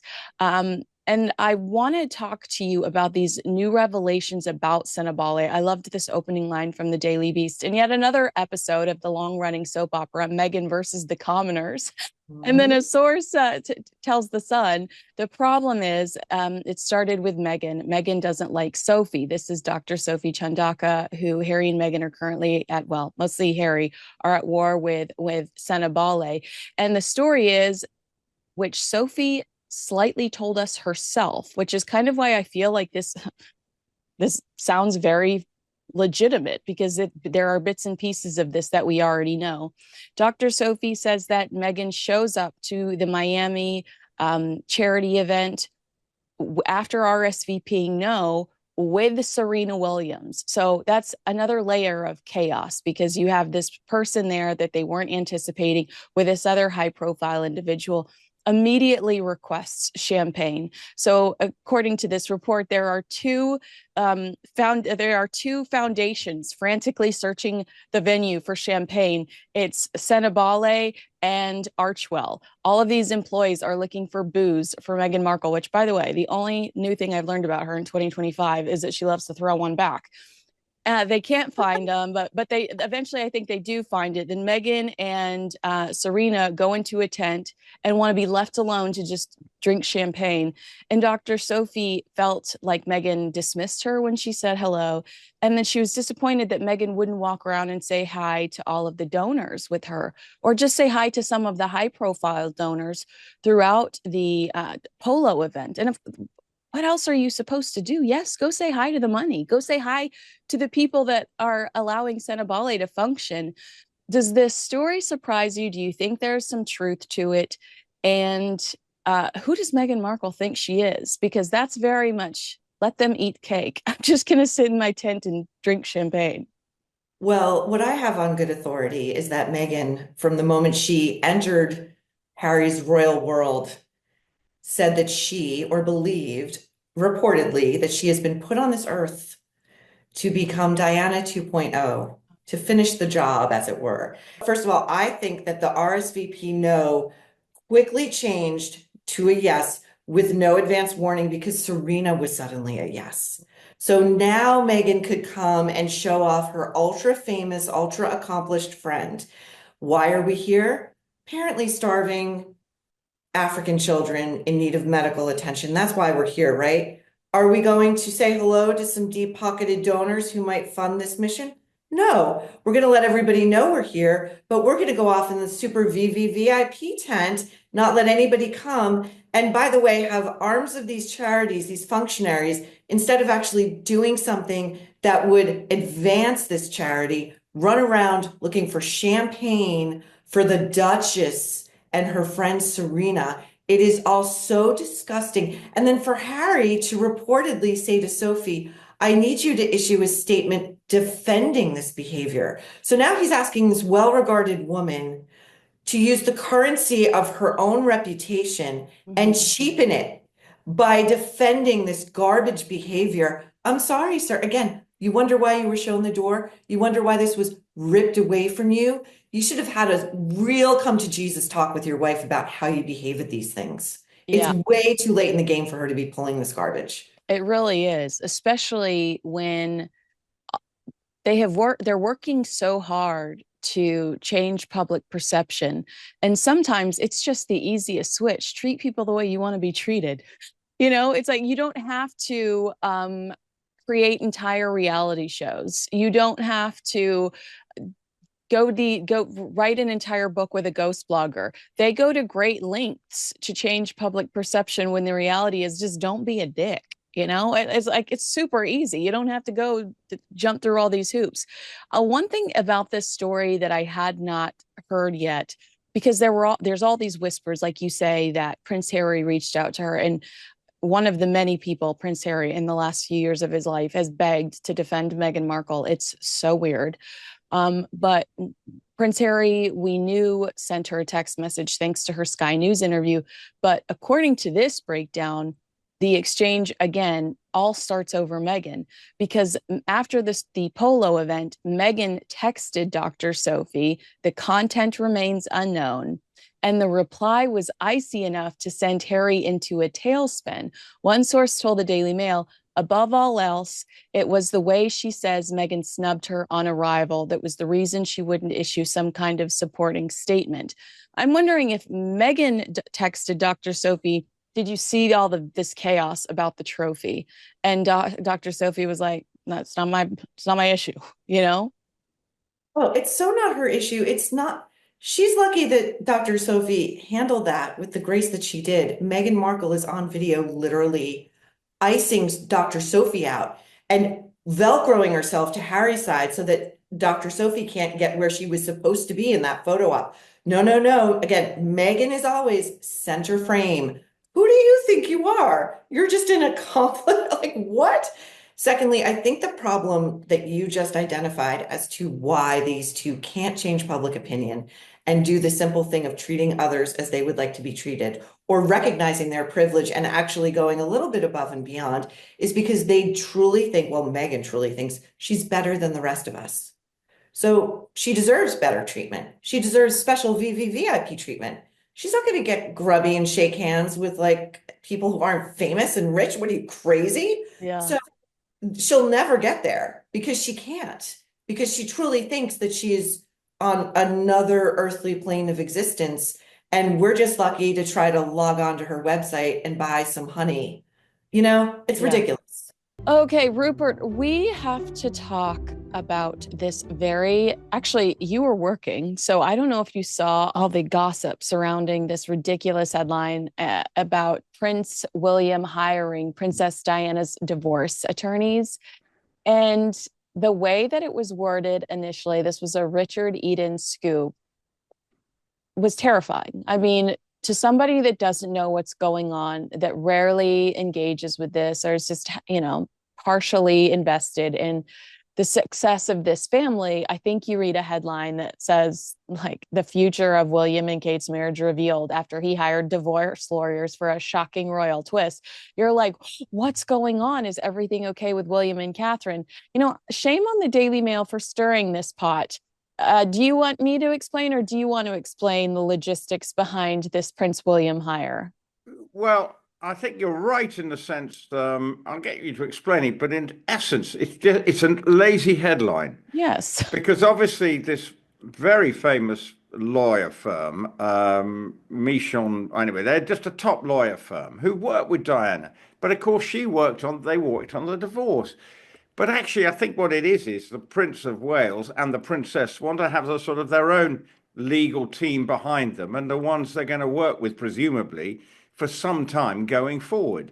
And he feels that, it's very much the Prince of Wales doing his own thing. I don't think it suddenly means, well, if they're working for both of them, presumably they're not working for the divorce. Because right. if you look at it, because presumably if there is a divorce, the Princess of Wales is going to be lawyered up with some other firm, or whichever firm she wants. And there are plenty of lawyers who would, if that was ever to be, which it's not going to be, would be chomping at the bit. But yeah, lazy headline. I think we have to look at it in the round, don't we, Kinsey, and actually say, well, what's this about in terms of the Prince of Wales going forward? And as we've always said, he knows he's got to be preparing for the inevitable. And that means getting everything in row, what he's comfortable with. Now, the King has had his lawyers, and they've been the firm for a long time. And I just think it's the Prince of Wales saying, right, I need to make sure I'm comfortable with whom I'm working with, should I need to be lawyered up for anything in particular. And bearing in mind, there'll be a lot of stuff that they have to be involved with that we don't get to hear about. Yeah, I just think that this is Prince William wanting his own counsel, and really wanting to surround himself based on past experiences with people that he's comfortable and confident in. And the Diana divorce lawyer headlines were intentional, they were clickbaity, and in my opinion, they were cruel. Why not just say Diana's attorneys? Why do you have to say a divorce lawyer? They knew what they were doing because there was all that speculation surrounding their marriage when we didn't know that the Princess of Wales had cancer, and they were leveraging that. I think we have to be pretty careful to say that are they out on a limb doing that? Because if we look at so many of the headlines surrounding the royal family, it is clickbait. And it doesn't matter which side of when we all say that, well, I think we say that pretty often. Like, this is just clickbait. I think this is a typical example of that. The royal family, it's easy to write a sensational headline to get you to click on through. That's what life's all about. Attract the reader's interest. You think, well, as you did when you first read it, you went, oh, hello, have I missed the trick here? Have I? And I went, oh, that seems interesting. But then you get through the first paragraph and then you get to the sort of, in the end, it just means he's got a new firm of lawyers. Well, I'm not saying whoop-de-doo, but it's, is it a big deal? It is kind of whoop-de-doo. Like, it's like, what do they call it? Inside baseball. It's like, we don't need to know. We don't need to know what's going on with his lawyers. But it's interesting that instead of the tone being Prince William takes on his father, it's because that could have been the clickbait too. How Prince William, is challenging the system or something. So this just felt like the lowest hanging fruit with the divorce attorney headline. Yeah, I think it probably is. And let's be honest, people are looking, any division between the king and Prince William. I'm not sure there really is, because actually William is very mindful that he will have to step up to the plate, and then it's his responsibility.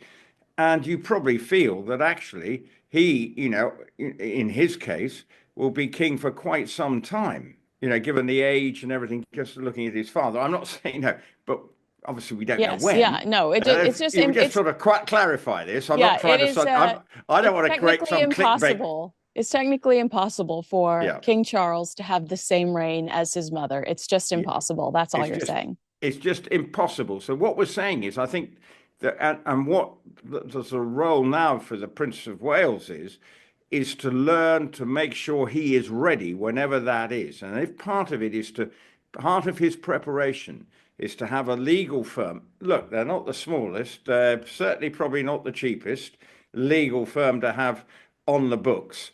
I'm sure the hourly rate is pretty meaty for Prince of Wales to be discussing with the lawyers, but all the same, he will be making sure that he is comfortable with his legal backup whenever he should become king, or will he then revert to the kings in the future? We don't know, but right now, I think we can look at it as a very simple business transaction, a business decision, and whoever, like in walks of life, you always choose your own lawyers you're comfortable with, or legal advice for people you are comfortable with and you get on with, and I think that's exactly what the Prince of Wales is doing.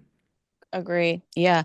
I know that it's easy to just dismiss clickbait, but there are certain outlets that I really love and rely on when it comes to the British royal family, and the Daily Mail is actually one of them. And there have been studies that show the percentage of people that base an opinion around a topic solely on a headline without reading the story, especially here in America, if you look at our political space. So my fear is that somebody, well, actually, it's more than a fear. I saw it realized on YouTube over the week. Last week on YouTube, all of these people saying impending divorce, countdown is on. Here's what the Daily Mail said, quoting this Daily Mail scoop. And that's why I'm frustrated by this particular headline, because there is science that backs up the amount that people just digest a headline, form an opinion, and rail about it, literally rail about it on the internet with actually reading the story. And that's why I feel like we should be a little more careful. And I work with people too that will go behind my back and change a headline because they want more attention on the video. And I go right back behind them and rechange the headline because I don't believe in that. And I think that it's important that when we do see something like that, we say something, because there are people you can still trust out there. There are people that want you to know the truth, and that want to deliver it in a way that is ethical. Well, here's one of the dilemmas that faces media outlets, and I'm going to sound like an old duffer. People don't read newspapers anymore. When did you probably get your news online now? Everyone, my children's generation, they don't even buy a newspaper, wouldn't even think of it. Their news is consumed in 3-minute bite-sized chunks. And as a result, headlines are the way people almost think, well, that's the news. Yeah. You read, whatever, forget just the royal family, it's life. And so that's the way it is conducted now. In 3-minute bite-sized chunks, that's how they get their news, and that's why the headlines, and sometimes the lurid headline is all you need. And that's why a catchy 10-second phrase is all you need to almost get a story running. And that's the way of the world now. And unfortunately, this is probably yet another example of exactly that, going for the sensational headline so you get people to read the article. We know that is the way because everybody wants eyeballs on what they're doing. And an easy headline like that, it sends us off into a tangent. But even I went, oh, what's going on here? Yeah, exactly. Presumably, will the same lawyers be around who worked on it closely? Well, bearing in mind that was 30 odd years ago, probably not. There will be probably one or two very senior partners who may have done, but nothing that, it will be a different legal team that will be around now who wouldn't have probably worked hands-on on the divorce between between the King and Princess Diana. All right. So after Prince William's exciting announcement that the Earthshot Prize will take place in Brazil in 2025, we're seeing a lot of speculation online whether the Princess of Wales might accompany him, and will she be going with him overseas to Brazil to celebrate the Earthshot Prize? We've seen her at several of these events in the past, but not lately. Totally understandable. I don't want her to feel any sort of pressure to go, by what I'm saying. I hope she knows we'd love to see her, but if we don't see her, we understand. We were warned at the beginning of the year that Catherine's return would be gradual based on how she was feeling after, look at Val Kilmer. They say that his weakened immune system today was because of cancer treatment he had years ago. So we absolutely understand that Catherine would not want to jump on a plane and take on such a trek at this point, so close to her recovery. What is your prediction there, or do you think it's not fair to have a prediction? What are you thinking? I don't think it's fair to have a prediction, but she's missed. Yeah, absolutely. She brings, the last one was in South Africa. I think she did a video message, if I'm not mistaken, but that might have been the extent of it. Whenever we see her on a, whether it's be at a premiere or anything, we know it creates interest. Now, it's quite interesting because if you compare Meghan and Harry, Meghan's always there, right? At the moment, we want to see the Princess of Wales back on the road, because there's no doubt if she turns up and she's wearing a dress, that it brings a lot of eyeballs to the event. And as she knows, the Earthshot is hugely important to the Prince of Wales. It's his, along with the homeless project here, are his two big causes. This is on an international scale. The homeless project is obviously more of a domestic issue in terms of his doing something in his homeland. So I think it would be great, but if it's not until November, a lot of water will pass under the bridge between now and then. Decisions, no doubt, will be made. It will probably be not, it will be in term time. So the children should be being able, they're at school. And one of the things they always try and do is, it's not holiday time. So if it's the beginning of November, why not? You'd hope so, because if you want her to be well enough by November. But as you quite rightly say, people recovering from cancer, it takes different paths. But just as we speak, the King is undertaking a 4-day state visit to Italy. It's been a pared down schedule, but it's 4 days. But he is still undergoing treatment, because the last time we were talking about the bump in the road in his cancer recovery with that trip to hospital. So you should never assume. Is it to be speculating in April, ahead of an event in November? We're going early on this, but presumably, we know the royal family plan things way in advance. I'm sure there are. Are you going? Well, we'll make a plan with if you are going. If you're not going, we know we'll do a plan if you're not going. And I'm sure that's the way they're operating. Well, Brazil is hosting the COP30 climate summit then. So I do wonder if that's because Prince William hasn't even confirmed his attendance. I do wonder if that's, a reason for him to be more, engaged and excited and set some more meetings and create some other events around the existence of that event there. There's going to be so many other opportunities for him to meet with other leaders and business owners and thought leaders. So I do anticipate him being there. But when it comes to the Princess of Wales, I'm with you. I love when I get to see her. I'm always thrilled at a Catherine appearance, but I also want her to take her time and enjoy her family, because I recognize that last year was very difficult for her and she just needs to do what her body tells her is okay. Yeah, well, look, we're seeing her out and about right now. We're obviously in the school holiday time for the school that she's at, their children are at. But I think you alluded to what the COP and Earthshot is about. It's a way, again, for the Prince of Wales to exercise that soft power element, because there will be lots of leaders. Look, at the moment, as we talk, I mean, it's Wild West land out there at the moment on the global international scale. So everyone is trying to sort of steady an even keel as we go. So, hence the reason why we've got the King in Italy. It's a classic example of soft power at play.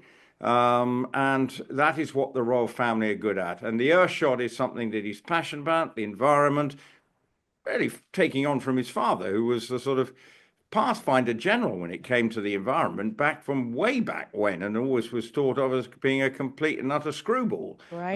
But actually, his concerns are something that have manifested itself right in the forefront. So I think it is interesting, and I think he's gone in a different direction. But no one would ever say the Earthshot Prize was nothing but a good initiative, because some of the things that have come about. I mean, I think as you know, I'm an Aston Villa supporter. I think I'm currently eating off seaweed recycled plates when I go and get my chips and curry sauce. I think. Oh, you know what? One of his packaging companies that do recycling, but they at Aston Villa, obviously we've talked about that before, but one of the companies that is involved in it provide the plates and things are recycled, and it comes from something out of the sea. I think. I love to hear that, because I was just scaring myself watching this video about black recycled plastics, how they typically come from they're technology based, right? So they're like, don't reheat those, because the chemicals that are coming off of those are from like recycled keyboards and, things that have been touching. I'm like terrified.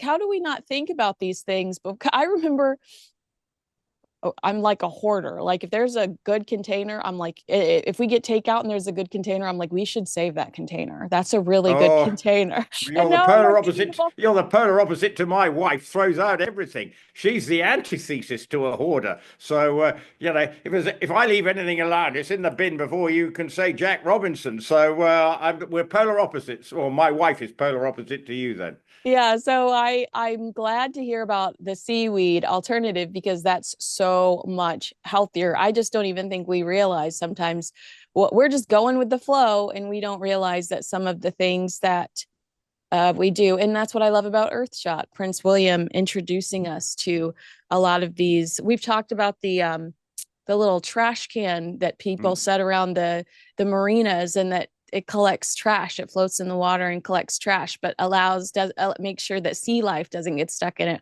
All these little things I'm more alert to because of Prince William.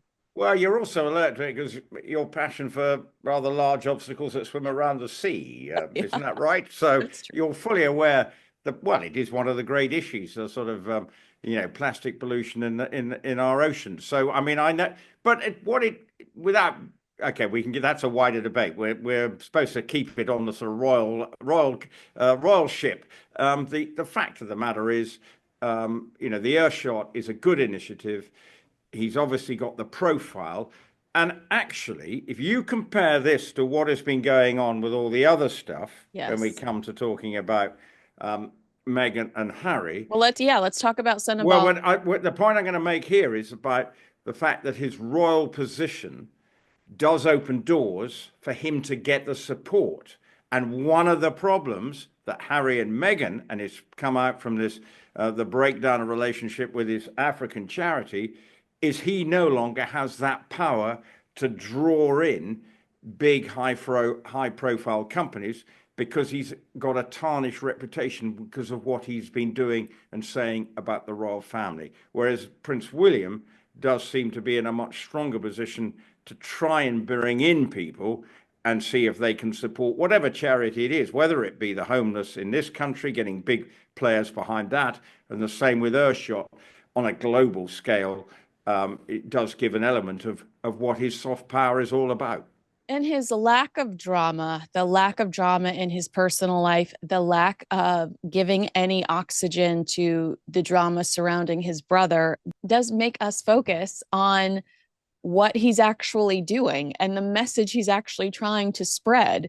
I mean, I am more engaged in some of these campaigns that he's highlighting versus Harry and Meghan, where I honestly could not have formed a real paragraph on what Senabale was trying to accomplish prior to being introduced to Dr. Sophie Chindaka raging over Prince Harry. I mean, it's really taken this drama that for me to have tuned in.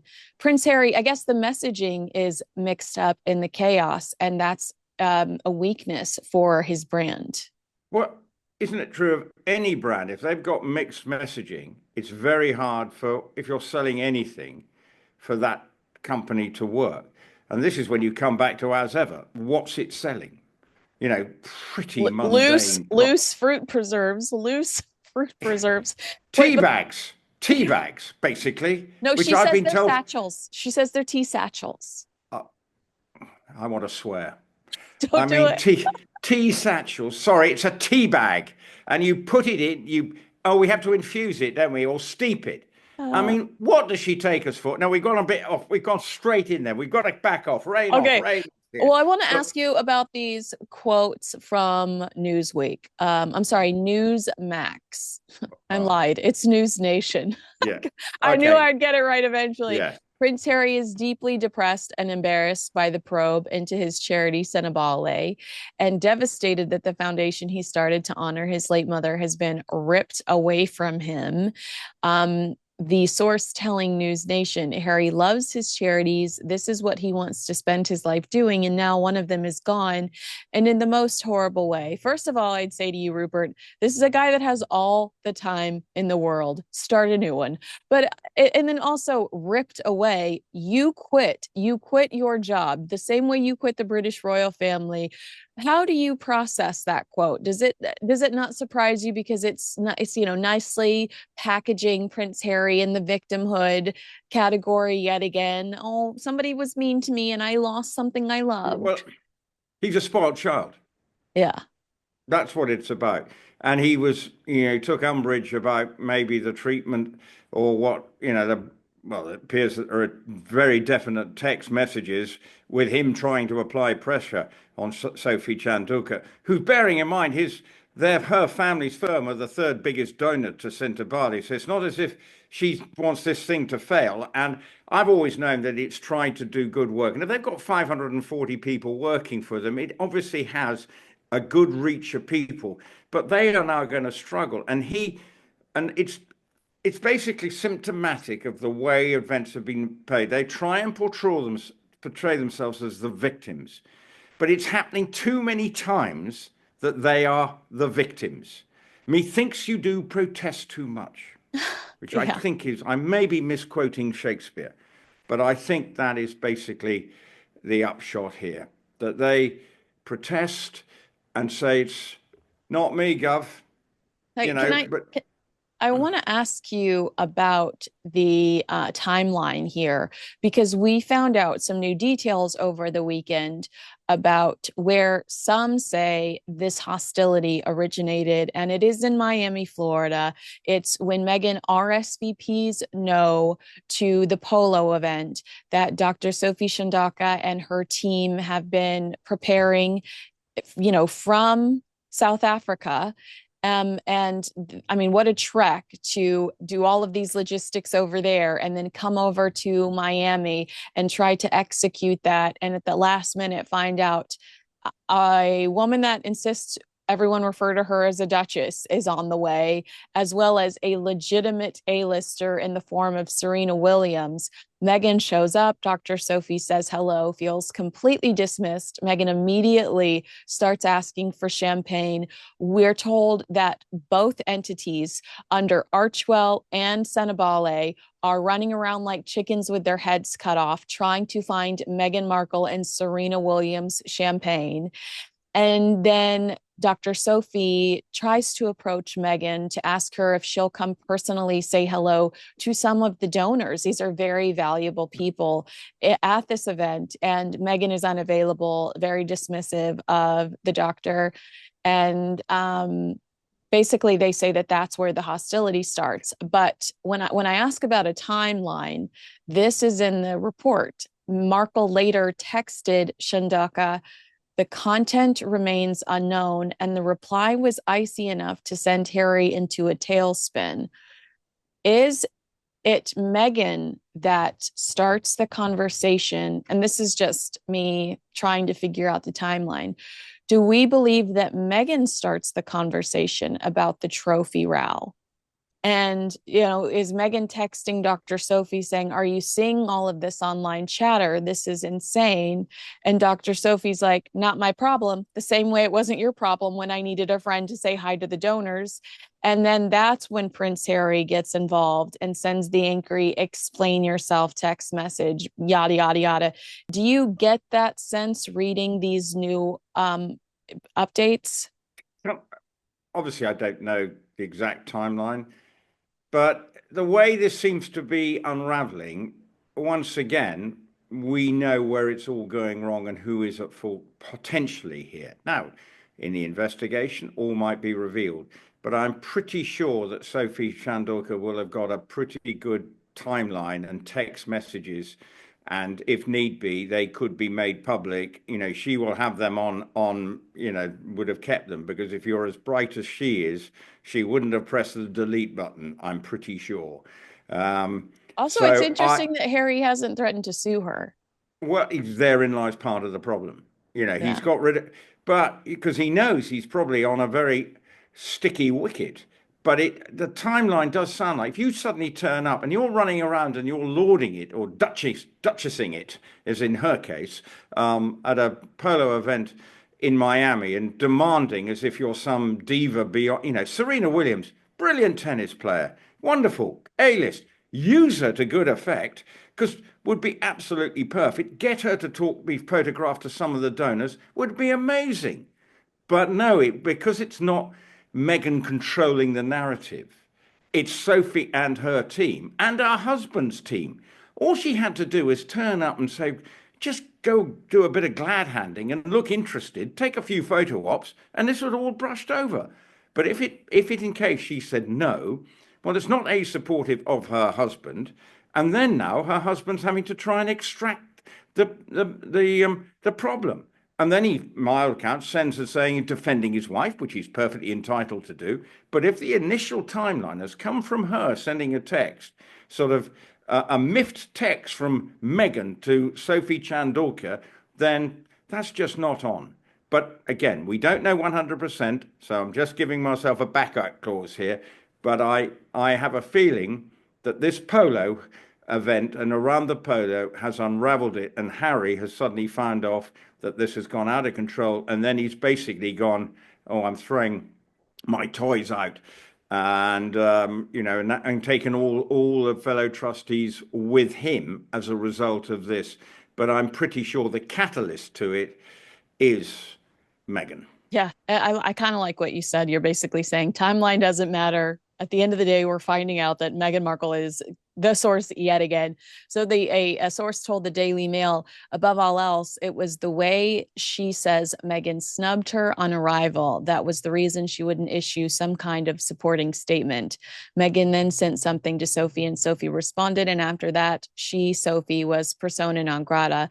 I also love this quote about Prince Harry. Harry sided with Meghan. He always does, as he is dazzled by her. In his eyes, she can do no wrong. Even when it comes to behaving like that at a charity event, he was raging all day about it. How disappointing that these two never admit fault. Well, they're just never going to. No. Well, I think that go ahead. Because it's the humility, they can't believe that they're doing anything wrong because they live in their sort of ivory tower. And, this is why we keep on hearing, got to have NDAs on everything she does. There's NDAs because it may transpire that they haven't done everything right. And yet she's trying to always present this squeaky, perfect image of the perfect Duchess and that I am the queen of whatever I do. But we know that that is not the case. If she was confident in her products, why would the staff need to be signing NDAs on stuff all the time? But I mean, what is it? It's sort of working in a fearsome organization that I'm sure there are lots of people have NDAs, but in a way, it seems to be, if you sign the dotted line there, you probably, you will not do this, you will not do this. It's a sort of, you sign up and basically sound like you're giving your life away. Mm-hmm. And we can all see it. The playbook has not changed over 5 years. You look the stories seem to change, but this one she's not been able to control because she's up against somebody who's probably brighter than her as lawyer and as a very fearsome woman, and is probably exactly the sort of woman she should be interviewing on her podcast. And actually, if you think about it, that would have been the perfect way, if all had been seamless and light, is for you to have the chairman, who's a woman who's come from Zimbabwe, who's done what she's done over the years, on her program about how she's become a successful global player as lawyer working for big firms. Absolutely perfect, in fits in every aspect, but obviously won't be, because there'll be some of the safe pair of hands in the sort of Californian network of friends, I assume. But that would have been, and actually would have been the perfect example, bearing in mind she's working pro bono. Okay, I think that's what is, to your point, that would have been a great collaboration, because if you step back and just look at the destruction over the last 5 years, I think it's fair to say that Harry and Meghan have a hard time working with other people. And that's immediately what I took away from this issue with Dr. Sophie. You guys have a very hard time collaborating with other people. So if there was one place where everything did feel in sync, and you're right, why didn't Meghan interview people from the Invictus Games for archetypes? Why didn't she interview people from the Invictus Games or from Cenobale, for our Well Child, for archetypes. She is just so wrapped up in her own little snow globe of the people she's been trying to impress for the last 20 years in California. She's talking to Paris Hilton. She's talking to Mariah Carey. And it's just, I want to read for you I pulled this quote because I was trying to determine what Meghan Markle has done to justify this. But remember this quote from Beyonce from the Netflix series when she texted Meghan Markle that Meghan was selected to break generational curses that need to be healed. And Meghan's over here interviewing Paris Hilton and selling us $28 jars of honey. I mean, it just, yeah. Exactly. And the honey with stuff with honeycomb. Yeah, I'm sorry. The 28 jar, we've talked about honey elsewhere, but I mean, for me, it's an absolute a joke. And the jam, which seems to be 1 minute being called spread jam, what's it made of? I would love to know the difference between those 16 jars that were sent around and the one that has sold out within 10 minutes or whatever it was the other day. It's homemade versus processed factory food. That's exactly. Yeah. But can we talk about this big fail? Because I feel like people aren't making a big enough deal about this, that Meghan had to refund a significant, well, I don't know the exact number, but Meghan had to refund at least several people that we saw the conversations online because she didn't have the product available. They claim that they were sold out of the product. So she had to refund several people for their $28 jar of honey. Basically said there was a glitch in the system because she couldn't believe how much traffic was sent to the site. She was so popular. It's not her fault. She's just popular.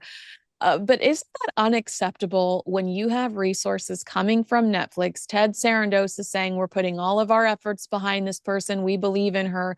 And there's a glitch in your system that would allow people to buy a product that isn't available.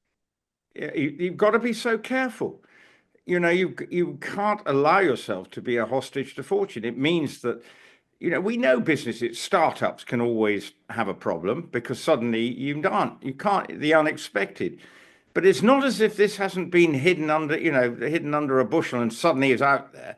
We've been known about this for some time, and I assume there have been people working on it, and the suppliers should have been working on it and thought, right, we need to make sure we have got, enough to deal with a demand. It's like having a reprint of a book, isn't it? The same sort of thing. A book sells out, you print 1,000 copies, and it's an unexpected good seller. So you reprint more, and when it's reprint, you then send them out. And that's fairly standard practice. But actually, when I looked at the picture of the 6 or 7 products, if I'd received that in a hamper, I would be seriously underwhelmed. Well, coupled with the instructions. I have never looked at tea as a thing that you sit round to elevate and then with your loved one. I mean, tea is refreshing, however you like it. I personally am a big fan of lemon and ginger with a squeeze of honey from my local man from the bottom of the road. That is my thing. But I'm not going to tell you how long I keep my tea bag in there, or tea. What are we calling a sachet? Satchel or whatever. Yeah. Well, first of all, if With Love Meghan taught us anything, it's that Meghan likes booze, not tea. We saw plenty of booze in With Love Meghan. Well, I feel like she's kicking back with a bottle of rosé or something like that. But you've made a great point about the baskets. Because I think what you're referencing are the influencer baskets she sent out. As a consumer, you've just received this email that says, I'm sorry, but the product you purchased is not available. It's going to take 3 to 7 whatever business days to get your refund back. Aren't you hostile? Aren't you mad that the Kardashians are on Instagram unboxing their freebies for Meghan Markle when you're being told, sorry, there's none for you? Well, because she thinks she's going to get extra publicity, and look how kind-spirited she is. No, but the real market is those people who aspire The Kardashians live in a world that none of us understand. Let's be honest. I mean, I have not got a clue about they live a world that is bonkers as far as I can work out. And, and all these other influencers, yes, fine. But that again it's shallow. It's sycophancy. It's trying to cash in and say, look, I'm sorry, here we go. Here's my product. Oh, aren't I wonderful? You've suddenly received it. You were a bit rude about me on one. I don't know which influencer this, but this one, didn't think much of it. And suddenly offering the sort of olive branch and saying, let bygones be bygones. Here it is. And so she feels flattered. But actually, what she got? Some jam, some honey, and some tea bags, and maybe some petals of flowers. And I'm thinking, and a shortbread biscuit. I mean, and also, here's the thing. What she's offering is quintessentially British, and she doesn't want to be in Britain. Yeah. I mean, that's the thing that drives me mad. She's promoting tea. I mean, you come to Britain for tea, cucumber sandwiches and scones, call it what you will, cakes, tea bags. Make up your mind. Do you want to be in Britain or do you not? But you're selling all your major... Meghan, why are your tea bags not racist? That's what I want to know. Well, I mean, her tea bags are basically, they look pretty ordinary to me. What's the one thing that really gets me? I don't know who does it. Sits out in the Californian sun with their tea bag, stewing beautifully. Then she puts an ice cube in. Then she puts an ice cube in a water bottle for her children. But then you're never going to see this with a flower petal in it or something. I mean, there's some crazy ideas. And look, I'm an old duffer, so I'm sort of having a rant here, Kinsey, and I do apologise, dear listener, that I'm getting like this. But the lack of you do things with common sense. Of course, we learn. I love cooking programs because I want to learn and look. I drive my, okay, I don't cook enough. My wife would tell me, but then I'm sharing some angst with you. But anyway, but I love cooking programs, and you think, whoever they are, and I want to learn something. But I have yet to see anybody, apart from Meghan, offering us the idea that, this is what you do with tea bags. I want to see some cooking. So now it's all just, where she's going now. Now she's bringing in her children. I don't know what's going on. One minute they're not out publicity. Then we're seeing back shots of the children at all times.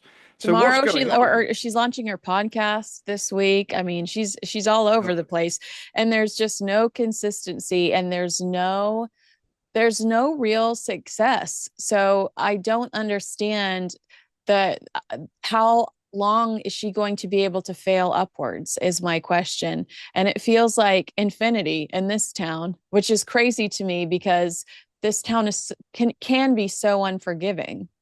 It is. It's brutal. Mm-hmm. You can be yesterday news before yesterday's even come. So that's the problem for her. She's got to make sure people would, outside maybe the Californian bubble. It's about having authenticity and the kind of product that you may want. But now we are beginning to understand this is all being done in some factory somewhere.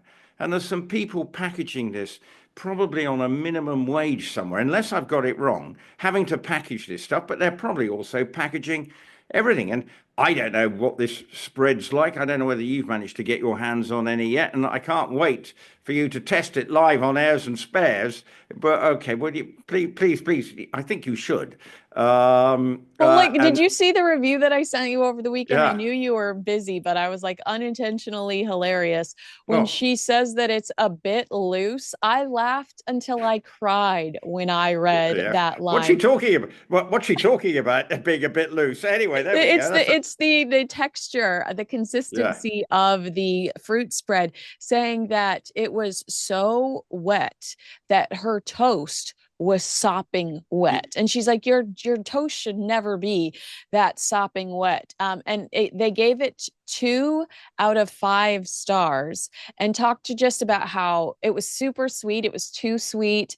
And the consistency was like almost unedible. Like when you pulling the spoon out and watching it drip.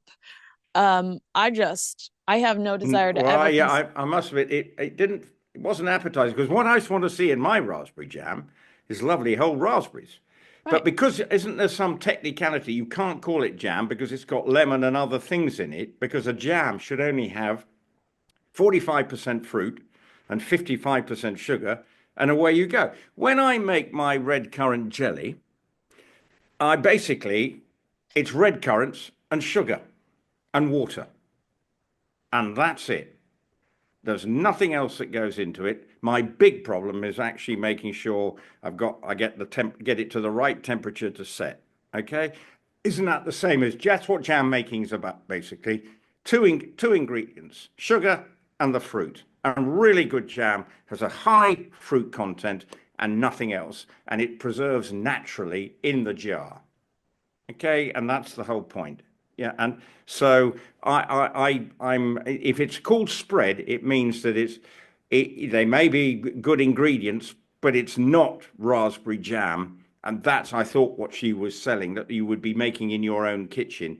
Well, yeah, because she said on Instagram, "Jam is my jam." It's just another example of Meghan Markle breaking the rules, not following protocol. Call me a duchess, even though I quit my job and I'm no longer a working member of the British royal family. Meghan Markle. I'll sell you British products. I mean, I really struggled. Yeah, it makes me, You're fired up. I love that about you. I cry and laugh anyway. But no, don't worry about it. It's pretty, I feel I just want people to try and understand that, yes, there will be people who will like the packaging, but actually the packaging doesn't look great. Boring. It looks like the kind of like, when you walk into a hotel and they have the generic shampoo and conditioner waiting there for you, the packaging just looks like some generic hotel shampoo and conditioner. So there's nothing. And actually, her calligraphy is supposed to be amazing, but actually even the packaging just looks underwhelming. And of course, there's a crest on it. Yeah. Which is again annoying, because she doesn't want to be, she wants to be Meghan Sussex, as we know from that As Ever program. But, she is cashing in. She's being, there's nothing worse than somebody who bandies around a title going, look at me, I'm the, whoever, or I'm, look at me. And this is her saying, I must be smart because I'm a duchess. I'm a fairy tale princess. I am living this life. The only reason people will like you is if you are authentic. If you look at Princess Royal, who is a standard bearer, just hardworking, grafting, no nonsense, knows her situation, supports her brother through thick and thin, away you go. Same about Edward. No fuss, no bother. Look at Sophie, the Duchess of Edinburgh. No fuss, no bother, just gets on with it. And that's what you should be seeing from Meghan. No fuss, no bother, practical, authentic. The fact that we talked about what went on at the Polo field, what's gone on now with this breakdown, who's at the heart of it, nothing feels authentic, because which fine, and she may have the love of Harry, who is devoted and doting on her, but that's part of the problem. He probably needs at some stage to say, Meghan, come on, this ain't, this is not the way we behave. But I'm not sure he knows, because actually, since Megxit, he's behaved like a spoilt brat himself. Yeah. I'm not sure he knows either, because he's never been put in this position where he has somebody that has he's never, I don't know a more elegant way to put this, so I'm just going to say it. He's whipped, and he's never been whipped so bad before. When he had people in position of authority before Meghan, they were palace officials, and he could say, well, whatever, I'm Prince Harry, I'm going to do whatever I want to do, I'm Prince Harry. And in this position, he really cannot challenge the person that's in authority in that house. Yeah, but in part of the royal family, he would say, I'm doing that, but there would have been people around and members of his family saying, Harry, back off a bit. There would have been an internal, but now he's ploughing a lone furrow. That was, as you've mentioned, their staff is got a heavy churn, unlike the jam, which has not been churned. It's just been, has not been allowed to set. They turn over the their turnover is fairly large. So I mean, I think that's the problem. He's got no one advising him externally because he hasn't got his friends around him who could say, quietly going out for dinner one night, Harry, have you thought, maybe this is not quite, here we go. Do you think this may not be? But actually, no, because he's holed up in his house and he's lonely and he's got no one to pick up a call to and go, what do you think? So, I think he does need to find an external source of counsel that is a friend that he can trust, just to say, we need to, what do you need now to make sure that, while Meghan's doing all this stuff, we may be critical of it, but as you say, podcast coming out this week, we will probably have to listen to it, Kinsey. And, but, it's all for... Well, she listens to ours, so we might as well do what we can to support each other. Are you sure? But anyway, that would be, we will listen, and let's hope she's learned from her last one, that it's not about just her. But but at least she's got things going on. And yes, the launch, it may be clouded with problems, but at least, good, bad, or indifferent, things are happening around her to try and earn money and move her life forward. To change the direction, because they were just in the destroying the British royal family direction for years. And while it was lucrative, I think it did more damage than they could ever process to their reputations. Yeah, absolutely. And now she's got to restore it. Yeah, even if you see a program like Have I Got News for You in this country, lampooning, which is a satirical news program. There's an American version, but this one's been a long-running one, and you've got people absolutely lampooning. We've seen it in America, obviously, South Park comedians, whatever. But when you see it on sort of mainstream television over here, as ever and the program being lampooned on mainstream BBC television with a sort of, big viewer program, the brand is flawed over here, that if they are now being the butt of jokes on a weekly satirical program. So it's quite interesting. Their brand feels over here rock bottom, but there's always going to be people there's always people somewhere who may want to buy this product, and good luck to them if they do.